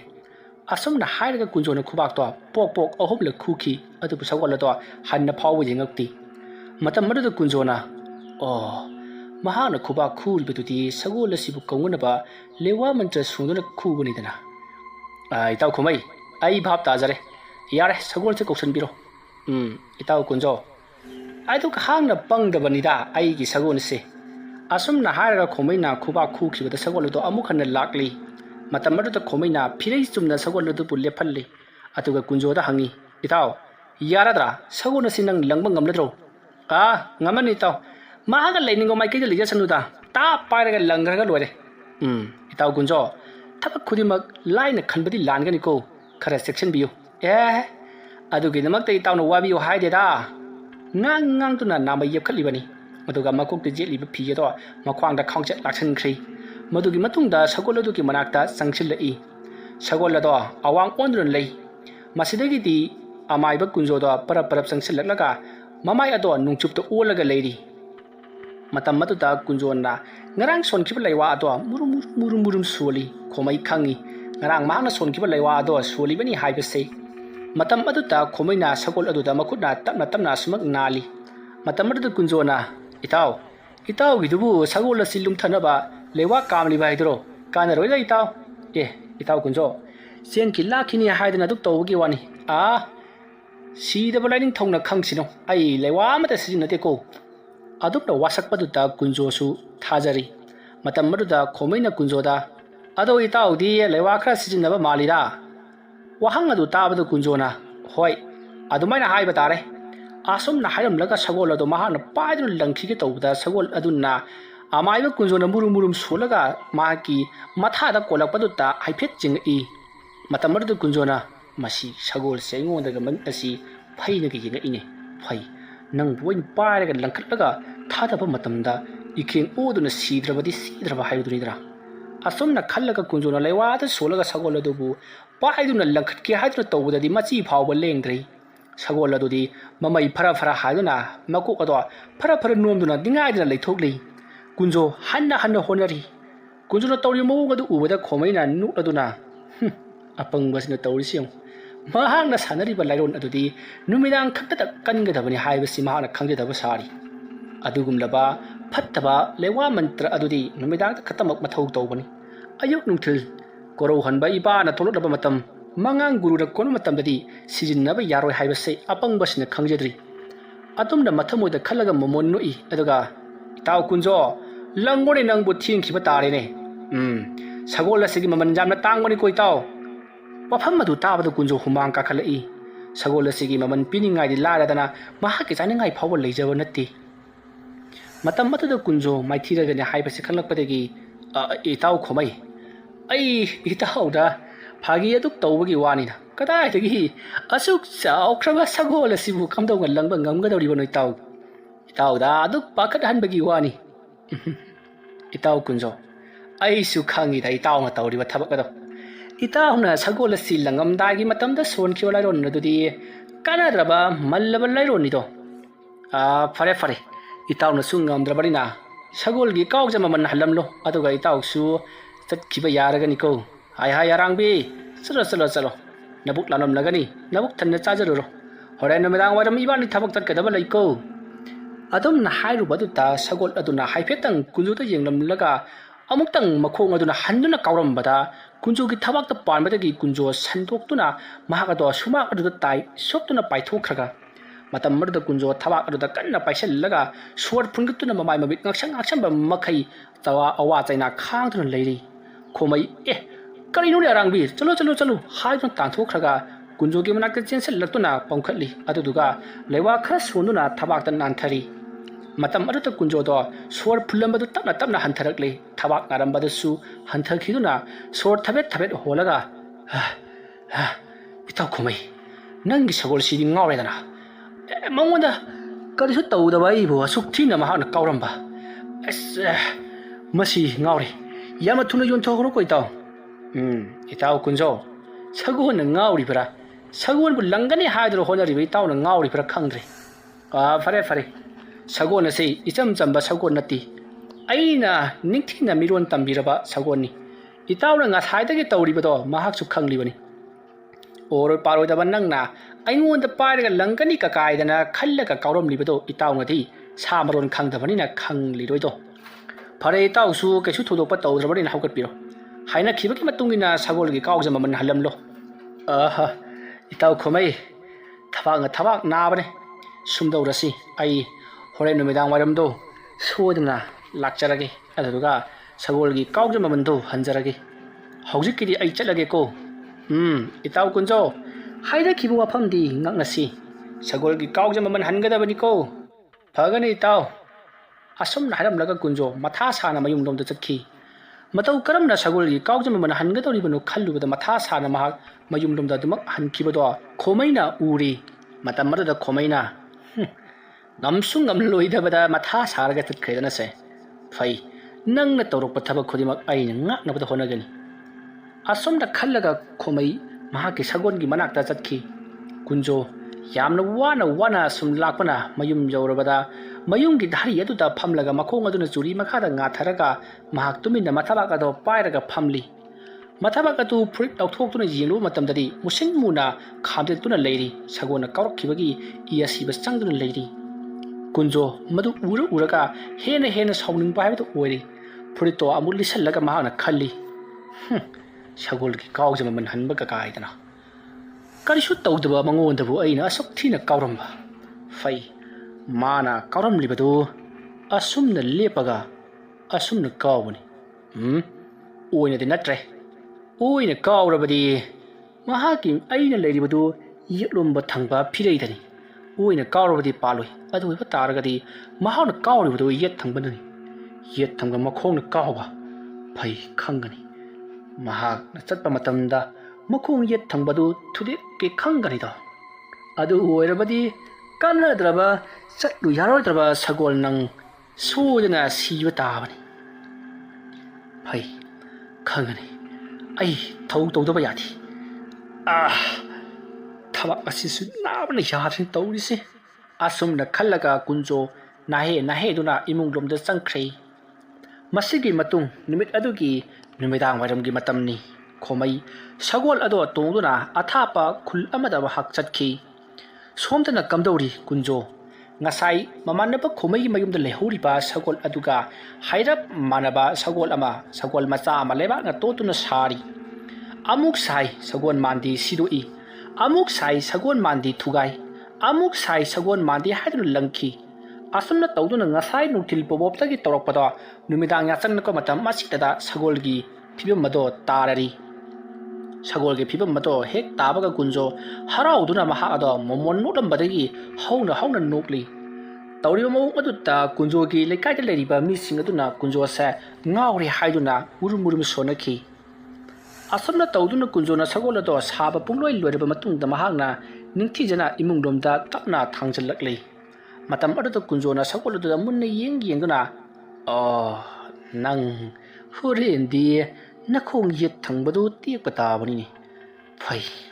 matam marada khomaina aingonda kari torpa tawgadoriba thabak asi mahagna aina ni haibasi ilai laina khanggadoribani khangninga khangjau tawningba thabak toru aina madugi damakta lamba thinana bagi damakta leigani asupna khallaga kunjo ahingi matam oirakpa ngaiduna laikhrei somdana kamdori khomai athapa khul amata amaiba ama unaduna yamna kanna leiwa mantragi matangda wari watai sanadu leiribani kunjona khangba haiba punamak ado khomaisu loinamak khangli aduga kunjo hariba nipa aduna mahai tamliba amaiba surunjoi hariba amaiba do hauji khomaina tanaba chatliba amaiba aduna sitnana khangdun leirami matam aduda amaiba aduna khomaida ibungo khomai nangi namanabani hariba namanaba kunjo aduna tamliba mahaki waza oduna leiriba surunjoi hariba amaibado khwaidagi hena haithoi singthoiba amaibani hariba amaiba aduga aige yengnarurabadi aidi angang machani do mahangna nangi natau kunjo aduda mahaki lejariba mahai masing punamak amatta khaktana tambiba haibado oidri makha kharadi adumak thamli karigumada mahagna sauningba natragana piendaba amadagi amatta khaktana loinamak tamthoklabadi nangumbadi kasat leitana namthakigani nahaki nung manung yauna sibasu yaribani as adodi wajamaiba kari kamdoroga aina mabu thingnaba ngamgani adugidi karisu khalunu ai nangoda ayekpa layeki mayek ama pige masena hangna nangi wajaba seba ngamada ithoktuna nangna su pukhigadabani mase pukhibadi yaroiko leiramo asumna hairaga amaiba akhallado imunglomdo changkhraga se makollama puduna thoraklei manakta budolama su thali matam aduta khomaina yamna munna yenglaga mahana porakpa sena amada mado sinduktuna inenabagi damakti yamna kanna mepado yekli asumna tawduna mepado haibadi ayekpa lamgi saktam madu yamna kanna yeklingai numidangi pung 13 hinjinkrabani khomai pung kaya takhrabagi haiba khangdaba makai yamna kanna mep ado yeklabagi tungda haujikti yekpa loreduna mahak mayum lomda hallage hairamlaga amaiba aduda tariat chenja khara piramlaga mahak mayum lomda halaki matam aduda amaiba aduna hairakibasi nahana pariba mep aduda haibati ayekpa lamgi saktam aduda yenglaga mafam adu jangona ba chatlu mafam maduda hek jaubaga chingama leiramgani chingaduki napomda nahangna chattuna asum yeng matamda lok ama thingnagani lok adugi horofam tana nahak chatlu lok adugi loknungda paklaba numpak amada mioi ahal ama nungti kudingi irujaba lakani ahal aduda khurumjaduna nahangna thamoi sengna guru bori rabadi nahaki amaiba soidana waja oiba yagagani haribo waja aduna bu nahak thamoi senga takpi rabadi kanamata nangbanam thabang ngamlaroi haiduna khomaida takpi rakhibani khomai amaiba ahalladuna hairkhiba wafam singado makokta khanduna ningchingduna adumak lakli tanja aduda kamdori somdana kunjodo mahaki laisanafam oiriba haikru pambi adugi makhongda phamtharaga sagol adubu mahangna naladuna lewa kaya somba horakli adumna lewa kaya solingi matam aduta mahaki mamangda leiriba asaba lewanga saba sagol lado kanagumba mana hauji sizinari haibase khangan napa oina nikpa hori adumna niklakpa duta kunjona hauji masi mathau tawrini tan chare makhong ye thangbachi thudik lage asukna khallaga kunjona lewa mantra khara solaga sagol adugi ye thangba makhong ado kunjona lewa mantra murum solaga perek launa thudikhi matau asumna kunjona sagol adugi makhongdo hek thudikhibaga asomda khomida yamna yangna sauriba sagol ado khudakta kudruk launa chelamlaga tusinkhri sagol aduna sathina tusankhiba adutta khomaisu sagoldagi songthokduna lambigi maparda hauriba napi singnang adugi marakta chongsinki masidagi khomai yamna pakhatna sagol adugi manakta chinsinlei sagol adudi yamna kanna khongli adumna torokpaduta khomaidi makhong tiklamgani haibase khangdabanina masada nan naduna kaidore haiduna hangli matam aduta sagol aduna mahaki makhong yet thangba do yamna kanna nabagi mawongda tawbaduta khomai parap changsilladuna makhong adubu jingrubadadi makhong ado tektuna pharak tarun leiribadu uri madu ubada khomaidi kunjuna torokpani haibasi haujike wanadi wakhal tawrudi maramaduna sagol ase kanna chelakpada karigumba amadagi khudi thijinbadagi tekpa oira male khanduna khomai yana matha sana sagol adugi chaina ado phathanabagi damakta karigumba kha tawdaba yararoi khanduna akoi baduta kolei leidun jeng'i mahana sumna jenglakpadati karigumbi amata leite mahani jenglibasa isingni ising amata leiba udaba aduta khomaina kari tawsike haiduna wakhat ngehak tawrambadagi mahak upai leitaduna sagol adugi chaina ado khara phathanabagi damakta manak adwaida hauriba napi khara mahakna yenglaga khara wangba napi ahumdang phuklei adugi matungda mana leiwa mantra khara solo matungda napi ahum ado charai tasalaba matungda khomaigi sagol adugi makhong aduta tapna kisanki adumna tawbadagi sagol ado khara chaina hantharba male haugatuna lepke tawbi adu makhong adudi pharak taribanina lepadi ngamdri sagol ado makhong sekli matam aduta khomaina sagol aduta tapna nalaga nahak haujik chatpa yararoi nakhong ase tekle maram aduna nahak waraba suwana tapna laklaga aina haujik lewa mantra lauruba amaiba adugi mayumda handuna chalasi haiduna sagol aduta mahana hairi khomaina hari wafamado sagol adusu gyan tabanina haujikti makhoi ani tapna lakminari asum lakpana haujikti ahingi matam loisalladuna pung ani muk taraklaba matamni sagol ado waban khibna leibaida bom tukhri matam aduta khomai amagi oza amaiba adugi manak joksilladuna oza amaiba adugi manak tawna lakle aduga sagol ado makhong tekpadagi lehore aduna upai ama tawduna amukadi puminna si haibadagi amaiba aduna makhoi gi yumgi leiriba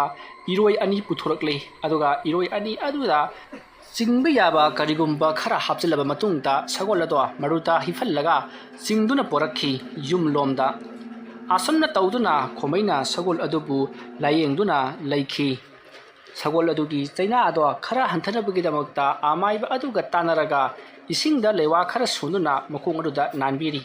madugi matungda makhong ado wana tep chaptuna makhong adugi tiklibado phirei sumna thamlabagi tungda saujillanabagi damak amadi phajin khinabagi damakta makhoina kanna layengli asomdana kunjo na yamna harauna tas kamdowi khangledana amaiba kunjo ingonda kaujbaga susari nakhong na kaurambagi phabani karigumba nakokna wairamba thoknabadi nangak ado waina tekkadabani khangu asomna khallaga kunjo lewa mantra khara solabagi tungda sagol ado mahakna laktuna longthokramba matungda mahak imung lomda parap changkhi adumna kunjona sagol ado laktuna langkhibadutta mahakna lai hek sanafam poiriba haikru pambi aduta sagol ado thomjinbadagi sagol ado pungsai chaikhre adubu kunjo hanne jinglamdana mayum lomda dumak changkhre somdana kamdauri khomaina yamna kanna laikatnariba sagol ado yamna wana sormapi holpa horakle asomna sormapi holakpaduta khomina kari toruba jano makhong khajitang tepasida othona sujaina khangbangam khidreda ko nangse haiduna khomaina tapna nanbiri matam aduta khomaigi manakta leiriba amaiba aduna khomaida ibungo nangi sagol si makhong tepagi sor holba mande kana gumar mangonda lewa mantra thajin birabra karino adumna hairakpada khomai wakallama khaglak lakhi sagol aduna amaiba kunjoda kaukhi haibase mojik mahana khanglakpadagi karigumba kharati kunjona toroklamlagani haibase mahana khangbadagi mahaksu lewa mantra khara soladuna hauji tektuna whatsapp thaduna thamliba sagol adugi makhong aduta tapna paisallaga yenglai adumna mahana yingakam matamdadi khangle kunjona tawduna mahaki sagolgi makhong ase tudek libani haibasi sauningbana mai hauraba khomaido mahaki mataw kunjoda kari karam tawraga laman khumsiga haiba punamak loina kawthokre เลยว่ามันจะมาหังตรกปัทบักนี่นะเลยว่ามันจะละมันคุงนี่หายบกาเสลอยนะเก่าทบมาใครมาหังขัลีบสีน้องเฮกงานบกามาหักกุญโจกีมันนักจะจัดตุนะกุญโจเสเฮกตะมักพูรุระกีมาหักกิสูเย็ดทั้งบะมาคงมาตัวทุเรียกโลกีหายตุนะขมายยามนักกันสาวตุนเลยดีมาสิกีมาตุงดาขมายกีมันนักจะเลยดีบ้าอามาอีบอดุนะอีบุงอ๋เอาจากที่ปุ่นมาขังลบานีนะมาขาตาบัทบักตีการีวันนี้ตัวกันตัวดีมาดูดีนิป้ามาซาทงนะถึงไงนะบ่หายไปสิดีสวยตรว่าพมันนัดรู้มานี่ว่าจะไม่บ้าไอ้เนี่ยคุณโจบุลเล่มเนี่ยช่วงท่าทารอยมาหาหน่อยกินอุชิจาระบ้าสักคนละสิบสูมาคงทุเดียกับป้าอะไรแต่นัดนะเขาจิกสุมาหากีหักจามนุงดาทวายมีเรื่องพัดตะบักกายท่าจันตุนะมาหาปูมาเจ็ดตานะเช็คไอ้ตุนะหาเรื่องบ้าหายไปที่ไอ้กิสักคนละสิบเสียนนั่นบ้ากิดามักตะฮอนรีบ้าอาสุกจามนะปุกเชลปิกป้ามาบุกพัดตะบ้ามาหักตีไอ้เนี่ยสูมาบูน้ำดุลโลชันบัตาบนี่อาสมนะหายลำลักขมินะเลว่าคราโชลักสกุลอดุดานันทกีอาดมนะตัวบุตรกิดีสกุลตัวสวรทเวทหอลำบาพุนกัดลำบาอมตีลาวคงดุนะตัวลำบาตัวตั้งมาตั้มนะหันเธอครีมาสกิมาตุงดาสกุลตัวตับนะอินทร์ดุนะมาหักตุ้มมินเลยครีขมิมาซาตัวสาวนึงบ้ามาติปีนแต่บ้านน้องอันนี้มันมาซาตัวโปรกจากละวันนี้มาตั้มอดุดาขมินะมาหักกิมันนักเลยดีบ้าวาจาอดุดาวาจาไอยุ่มพาวดึงจัตตบัดยาระรวยสกุลสีวาจากินักทำมาตั้มขราทำจรมกีมาตั้มขรานัตติไอนุ่มดาววันดามุกลักษกีไอทับเอามาตั้งจัตตบัดยาดเลยโอจาบูวารุบิกระโดอีบุงอ่ะการิสูกายเป็นเลยเด้อไกตัวยัยกี้ท่านมุไอสูงสิเดียทับเอาจะทนยังไงมาตั้งเลยตีนั่งกิสกุลสีไอสินะบิรงกีเฮ้ยพระเจ้าวาจาไม่บ้าอัตติไออาบุตรจะรุกี้ไอ้ง่ายคนนี้นังบ่น้องสิมาพุ่งพาหนังงาแล้วก็จัดลุนี่นังบ่อย่างนี้ตัวได้บ่น้องงาพุ่งตลอดเลยไอ้ทิ้งเธอไปยาดรับอาสมนะให้มันแล้วก็ขโมยยามนะชาวนะกุญโจกิมายุ่มดาจัดขี้อาสมนะตัวดูนะขโมยนะลำเตียนสินนะบ้ามาตราตัวส่วนดูนะกุญโจกิมานักตาน้องงาพุ่งตลอดป่ะอดูไอ้ดาทุ่งเลยน้องคราๆงานตลอดป่ะมาทำอดูตากุญโจกิอีบุงก็ตัวอิจิกซีมาทำอดูตาขโมยนะปราจังสินดูนะตาคุณโจไอ้คุณโจอาดุมนะกรกปัดดุตาคุณโจสูตาราดุนะมาปาลังดัดทุลีขโมยไว้รำบัดดุตามาซาดสวายลาวีการิตาวดูดิบโนฮันดุนะอาดุมนะคุณโจทุลกปะอูบัดดุตาขโมยปรับมังกรดักกักลีเอตุกาคุณโจเกมันนักจังเช่นดุนะอิตาอุดีมาให้เสียอันทงนะให้ครบวารีนี่กุรงจีลิบะสกุลดูพาวบะน้ำทูดุนตุฮัลเลหายบะไฟอีเต้านะมาคงทุเรียนปีละบ้าไอ้กิสกุลดูจิจามนักกันอะไรเฮงนะฮอรีสิเดกิดีอามาบูก็ได้พาวบาลักนักปะเกหายบดูยังนับตารีอีเต้าได้นะแกรักขันนะนั่งไอ้เต้าระบสูไอ้คุยกีคุยบุตรเลยดีบ้ามีสิ่งสิ่งบุตรส่งนักกุมสีให้ดันนักแกรักขันนะให้จะคิดบันมาดูตาบีตระบันนะไอ้บูวารุบีกันนุกุยเต้าไอ้ยาวจระอาสมนะให้รำลักขโมยยามนะสาวนะหันคิดว่าเต้ากุญโจนี่ยังลัก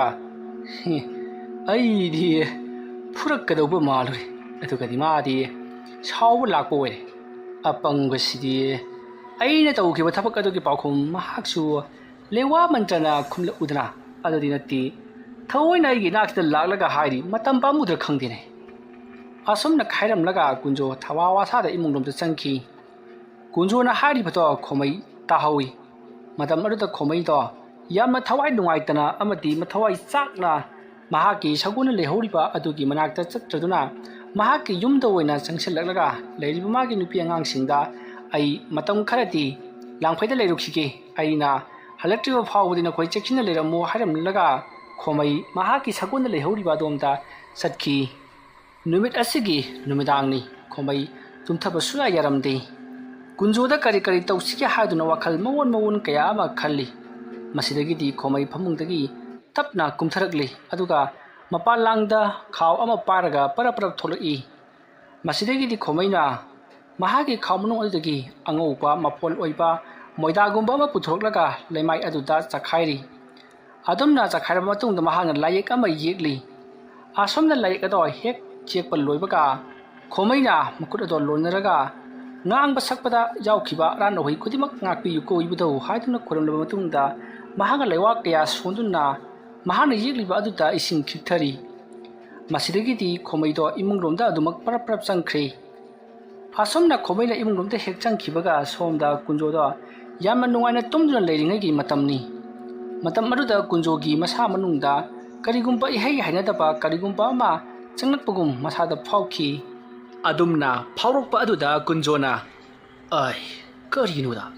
ꯑꯩꯒꯤ ꯏꯁꯥ ꯃꯅꯨꯡ ꯑꯁꯤꯗ ꯀꯔꯤꯒꯨꯝꯕ ꯑꯃ ꯆꯪꯈꯤꯕꯒꯨꯝ ꯇꯧꯔꯤꯕꯁꯤꯕꯣ ꯉꯥꯏꯍꯥꯛꯁꯨ ꯇꯨꯝꯊꯔꯨꯔ ꯃꯥꯜꯂꯦꯅꯦ ꯑꯩꯁꯤ ꯑꯩꯅ ꯉꯁꯤꯒꯤ ꯇꯧꯒꯗꯕ ꯊꯕꯛ ꯑꯗꯨ ꯇꯧꯗꯕꯤꯗ ꯇꯨꯝꯗꯨꯅ ꯂꯩꯊꯣꯛꯂꯤꯕ ꯑꯁꯤꯅꯗꯤ ꯑꯩꯅ ꯇꯧꯒꯦ ꯈꯜꯂꯤꯕ ꯊꯕꯛ ꯑꯁꯤ ꯃꯥꯏ ꯄꯥꯛꯂꯔꯣꯏ ꯇꯥꯛꯂꯤꯕꯅꯤ ꯇꯣꯛꯑꯒꯦꯗ ꯈꯣꯃꯩ ꯅꯪꯒꯤ ꯁꯒꯣꯜ ꯑꯗꯨꯅ ꯇꯦꯛꯈꯤꯕꯗꯨꯗ ꯆꯩꯕ ꯂꯥꯛꯄꯣꯏ ꯅꯤꯡꯂꯨꯕꯅꯤ ꯑꯩꯗꯤ ꯑꯗꯨꯒꯗꯤ ꯅꯪꯅ ꯑꯩꯕꯨ ꯀꯔꯤꯁꯨ ꯆꯩꯔꯝꯗꯕ ꯑꯗꯨꯕꯨ ꯀꯔꯤꯒꯨꯝꯕ ꯈꯔꯗꯤ ꯃꯍꯥꯛꯅ ꯑꯩꯉꯣꯟꯗ ꯁꯣꯏꯗꯅ ꯇꯧꯔꯛꯈꯤꯒꯅꯤ ꯐꯔꯦ ꯃꯥꯅ ꯇꯧꯔꯛꯄ ꯑꯗꯨꯒꯤ ꯃꯇꯨꯡ ꯏꯟꯅ ꯑꯩꯅꯁꯨ ꯂꯃꯟ ꯈꯨꯝꯕ ꯍꯥꯏꯕꯗꯨꯅꯤ ꯉꯁꯤꯒꯤꯗꯤ ꯄꯣꯊꯥꯔꯒꯦ ꯃꯥꯒꯨꯝꯕꯅ ꯑꯩꯉꯣꯟꯗꯕꯨ ꯀꯔꯤ ꯇꯧꯕ ꯉꯝꯖꯒꯗꯧꯔꯤꯕꯅꯣ ꯑꯁꯨꯝꯅ ꯈꯜꯂꯒ ꯀꯨꯟꯖꯣ ꯅꯤꯡꯉꯥꯏꯗꯅ ꯇꯨꯝꯗꯨꯅ ꯂꯩꯊꯣꯛꯂꯦ ꯃꯁꯤꯗꯒꯤꯗꯤ ꯈꯣꯃꯩꯁꯨ ꯅꯤꯡꯉꯥꯏꯗꯅ ꯑꯗꯨꯃꯛ ꯇꯨꯝꯈ꯭ꯔꯤ ꯃꯊꯪꯒꯤ ꯑꯌꯨꯛꯅꯤ ꯈꯣꯃꯩ ꯉꯟꯇꯥ ꯍꯧꯒꯠꯇꯨꯅ ꯃꯍꯥꯛꯀꯤ ꯁꯒꯣꯜ ꯑꯗꯨꯒꯤ ꯃꯈꯣꯡ ꯇꯦꯛꯂꯤꯕꯗꯨ ꯐꯅꯅꯕꯒꯤꯗꯃꯛꯇ ꯍꯤꯗꯥꯛ ꯂꯥꯡꯊꯛ ꯈꯔ ꯊꯤꯔꯨꯅꯕꯒꯤꯗꯃꯛ ꯑꯃꯗꯤ ꯂꯩꯔꯨꯅꯕꯒꯤꯗꯃꯛꯇ ꯃꯍꯥꯛ ꯄꯔꯞ ꯄꯔꯞ ꯊꯣꯔꯛꯂꯦ ꯃꯇꯝ ꯑꯗꯨꯗ ꯃꯍꯥꯛꯀꯤ ꯑꯣꯖꯥ ꯑꯣꯏꯔꯤꯕ ꯑꯍꯜ ꯑꯃꯥꯏꯕ ꯑꯗꯨꯅ ꯏꯕꯨꯡꯉꯣ ꯈꯣꯃꯩ ꯅꯪ ꯑꯃꯨꯛ ꯆꯠꯂꯒꯦꯔꯣ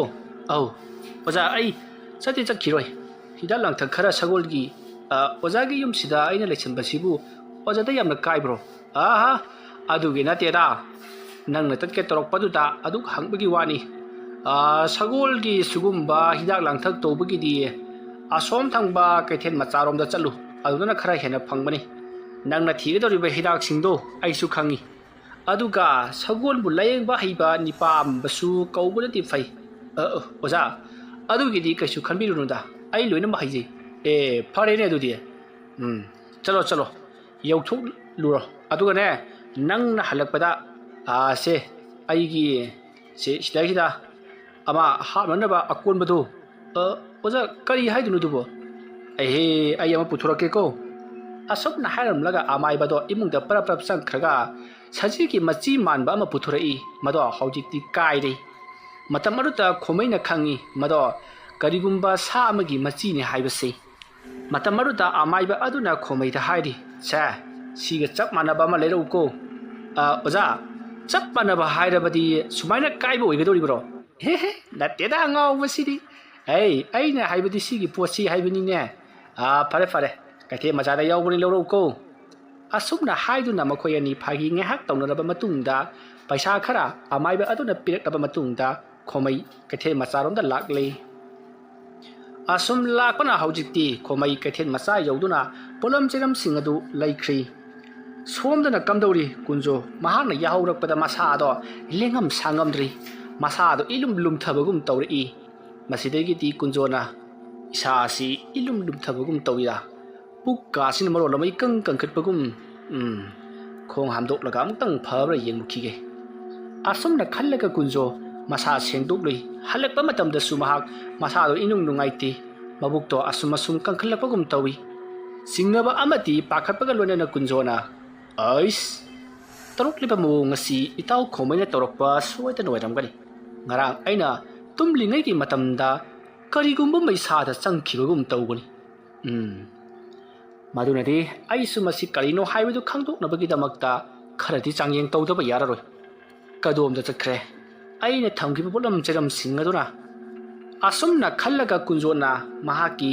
ꯃꯁꯥꯗ ꯇꯧꯔꯤꯕꯗꯣ ꯀꯩꯗꯧꯔꯒ ꯐꯒꯗꯒꯦ ꯍꯥꯏꯕꯗꯨ ꯋꯥꯈꯜ ꯇꯧꯔꯕ ꯃꯇꯨꯡꯗ ꯄꯣꯠꯂꯝ ꯆꯩꯔꯝ ꯈꯔ ꯊꯧꯔꯥꯡ ꯇꯧꯔꯕ ꯃꯇꯨꯡꯗ ꯃꯍꯥꯛꯅ ꯂꯥꯏ ꯌꯦꯡꯗꯨꯅ ꯀꯔꯤꯅꯣ ꯃꯉꯣꯟꯗ ꯇꯧꯔꯤꯕꯁꯤ ꯍꯥꯏꯗꯨꯅ ꯌꯦꯡꯊꯣꯛꯂꯤ ꯑꯗꯨꯝꯅ ꯃꯍꯥꯛꯅ ꯌꯦꯡꯊꯣꯛꯂꯨꯕ ꯃꯇꯝꯗꯗꯤ ꯃꯍꯥꯛꯀꯤ ꯃꯁꯥ ꯃꯅꯨꯡꯗ ꯇꯤꯟꯃꯨ ꯐꯠꯇꯕ ꯂꯥꯏꯃꯨ ꯐꯠꯇꯕ ꯈꯔ ꯆꯪꯗꯨꯅ ꯂꯩꯔꯦ ꯍꯥꯏꯕꯁꯦ ꯀꯨꯟꯖꯣꯅ ꯈꯪꯖꯔꯤ ꯃꯗꯨ ꯈꯪꯂꯛꯄꯗꯒꯤ ꯀꯨꯟꯖꯣꯅ ꯅꯣꯛꯂꯒ ꯑꯁꯨꯛ ꯂꯥꯏꯕ ꯊꯕꯛ ꯑꯁꯤꯕꯨ ꯃꯍꯥꯛꯅ ꯑꯩꯉꯣꯟꯗ ꯇꯧꯔꯛꯂꯤ ꯐꯩ ꯈꯪꯒꯅꯤꯗꯣ ꯃꯍꯥꯛꯅ ꯊꯥꯔꯛꯂꯤꯕ ꯄꯣꯠ ꯑꯁꯤꯃꯛ ꯃꯍꯥꯛꯀꯤ ꯁꯒꯣꯜꯗ ꯆꯪꯍꯟꯒꯦ ꯈꯪꯒꯅꯤ ꯑꯁꯨꯝꯅ ꯈꯜꯂꯒ ꯀꯨꯟꯖꯣꯅ ꯃꯍꯥꯛꯀꯤꯁꯨ ꯂꯩꯋꯥ ꯃꯟꯇ꯭ꯔ ꯇꯧꯗꯨꯅ ꯂꯥ ꯑꯃꯗ ꯄꯣꯠꯂꯝ ꯆꯩꯔꯝ ꯄꯨꯝꯅꯃꯛ ꯍꯥꯞꯂꯕꯒꯤ ꯇꯨꯡꯗ ꯂꯥꯏ ꯇꯩꯅꯗꯨꯅ ꯃꯁꯥꯅ ꯃꯁꯥꯕꯨ ꯂꯥꯌꯦꯡꯖꯔꯤ asomna kunjona layengnaba tawru matamdadi mahaki mbuk manung aduta karigumba amana koro koro okhairakpagum haibadi karigumba jiba ama manungde yaropagum sikhairakpa phojatlakpa thajatlakpagum chaina ado yamna kanna phanglakpadagi kunjo soliba lairon ado mapung phana sonba ngamjaduna leimaida upsenduna amati tharo tharo onduna mabuk ado paisinduna khangi matam aduta kunjona khangle mahana taruriba thabak ase khomaina yamna thina saukhre haibase ilai laina khalluba thabak ado hena lusilakpagum tawi kunjo kamdora fagadage khanduna mahak wakhal tawri masidagidi kunjo wakhal thongmulakduna mahakna pharana ba honaruba leiwa mantra kaya sijinnaruba se hena dum mabuk chakpa mabuk thinba amati mabuk manungda karigumba yamna sathiba matuda zom chomba yamna sathiba til ama manungda changlabagum goro khairakpa amadi tilladun manung aduda uru ungduna mafam amatagi mafam amata koichat chatpagi mawongda mahaki mabuk aduda mari takhatlibaduna kunjo pakhatladuna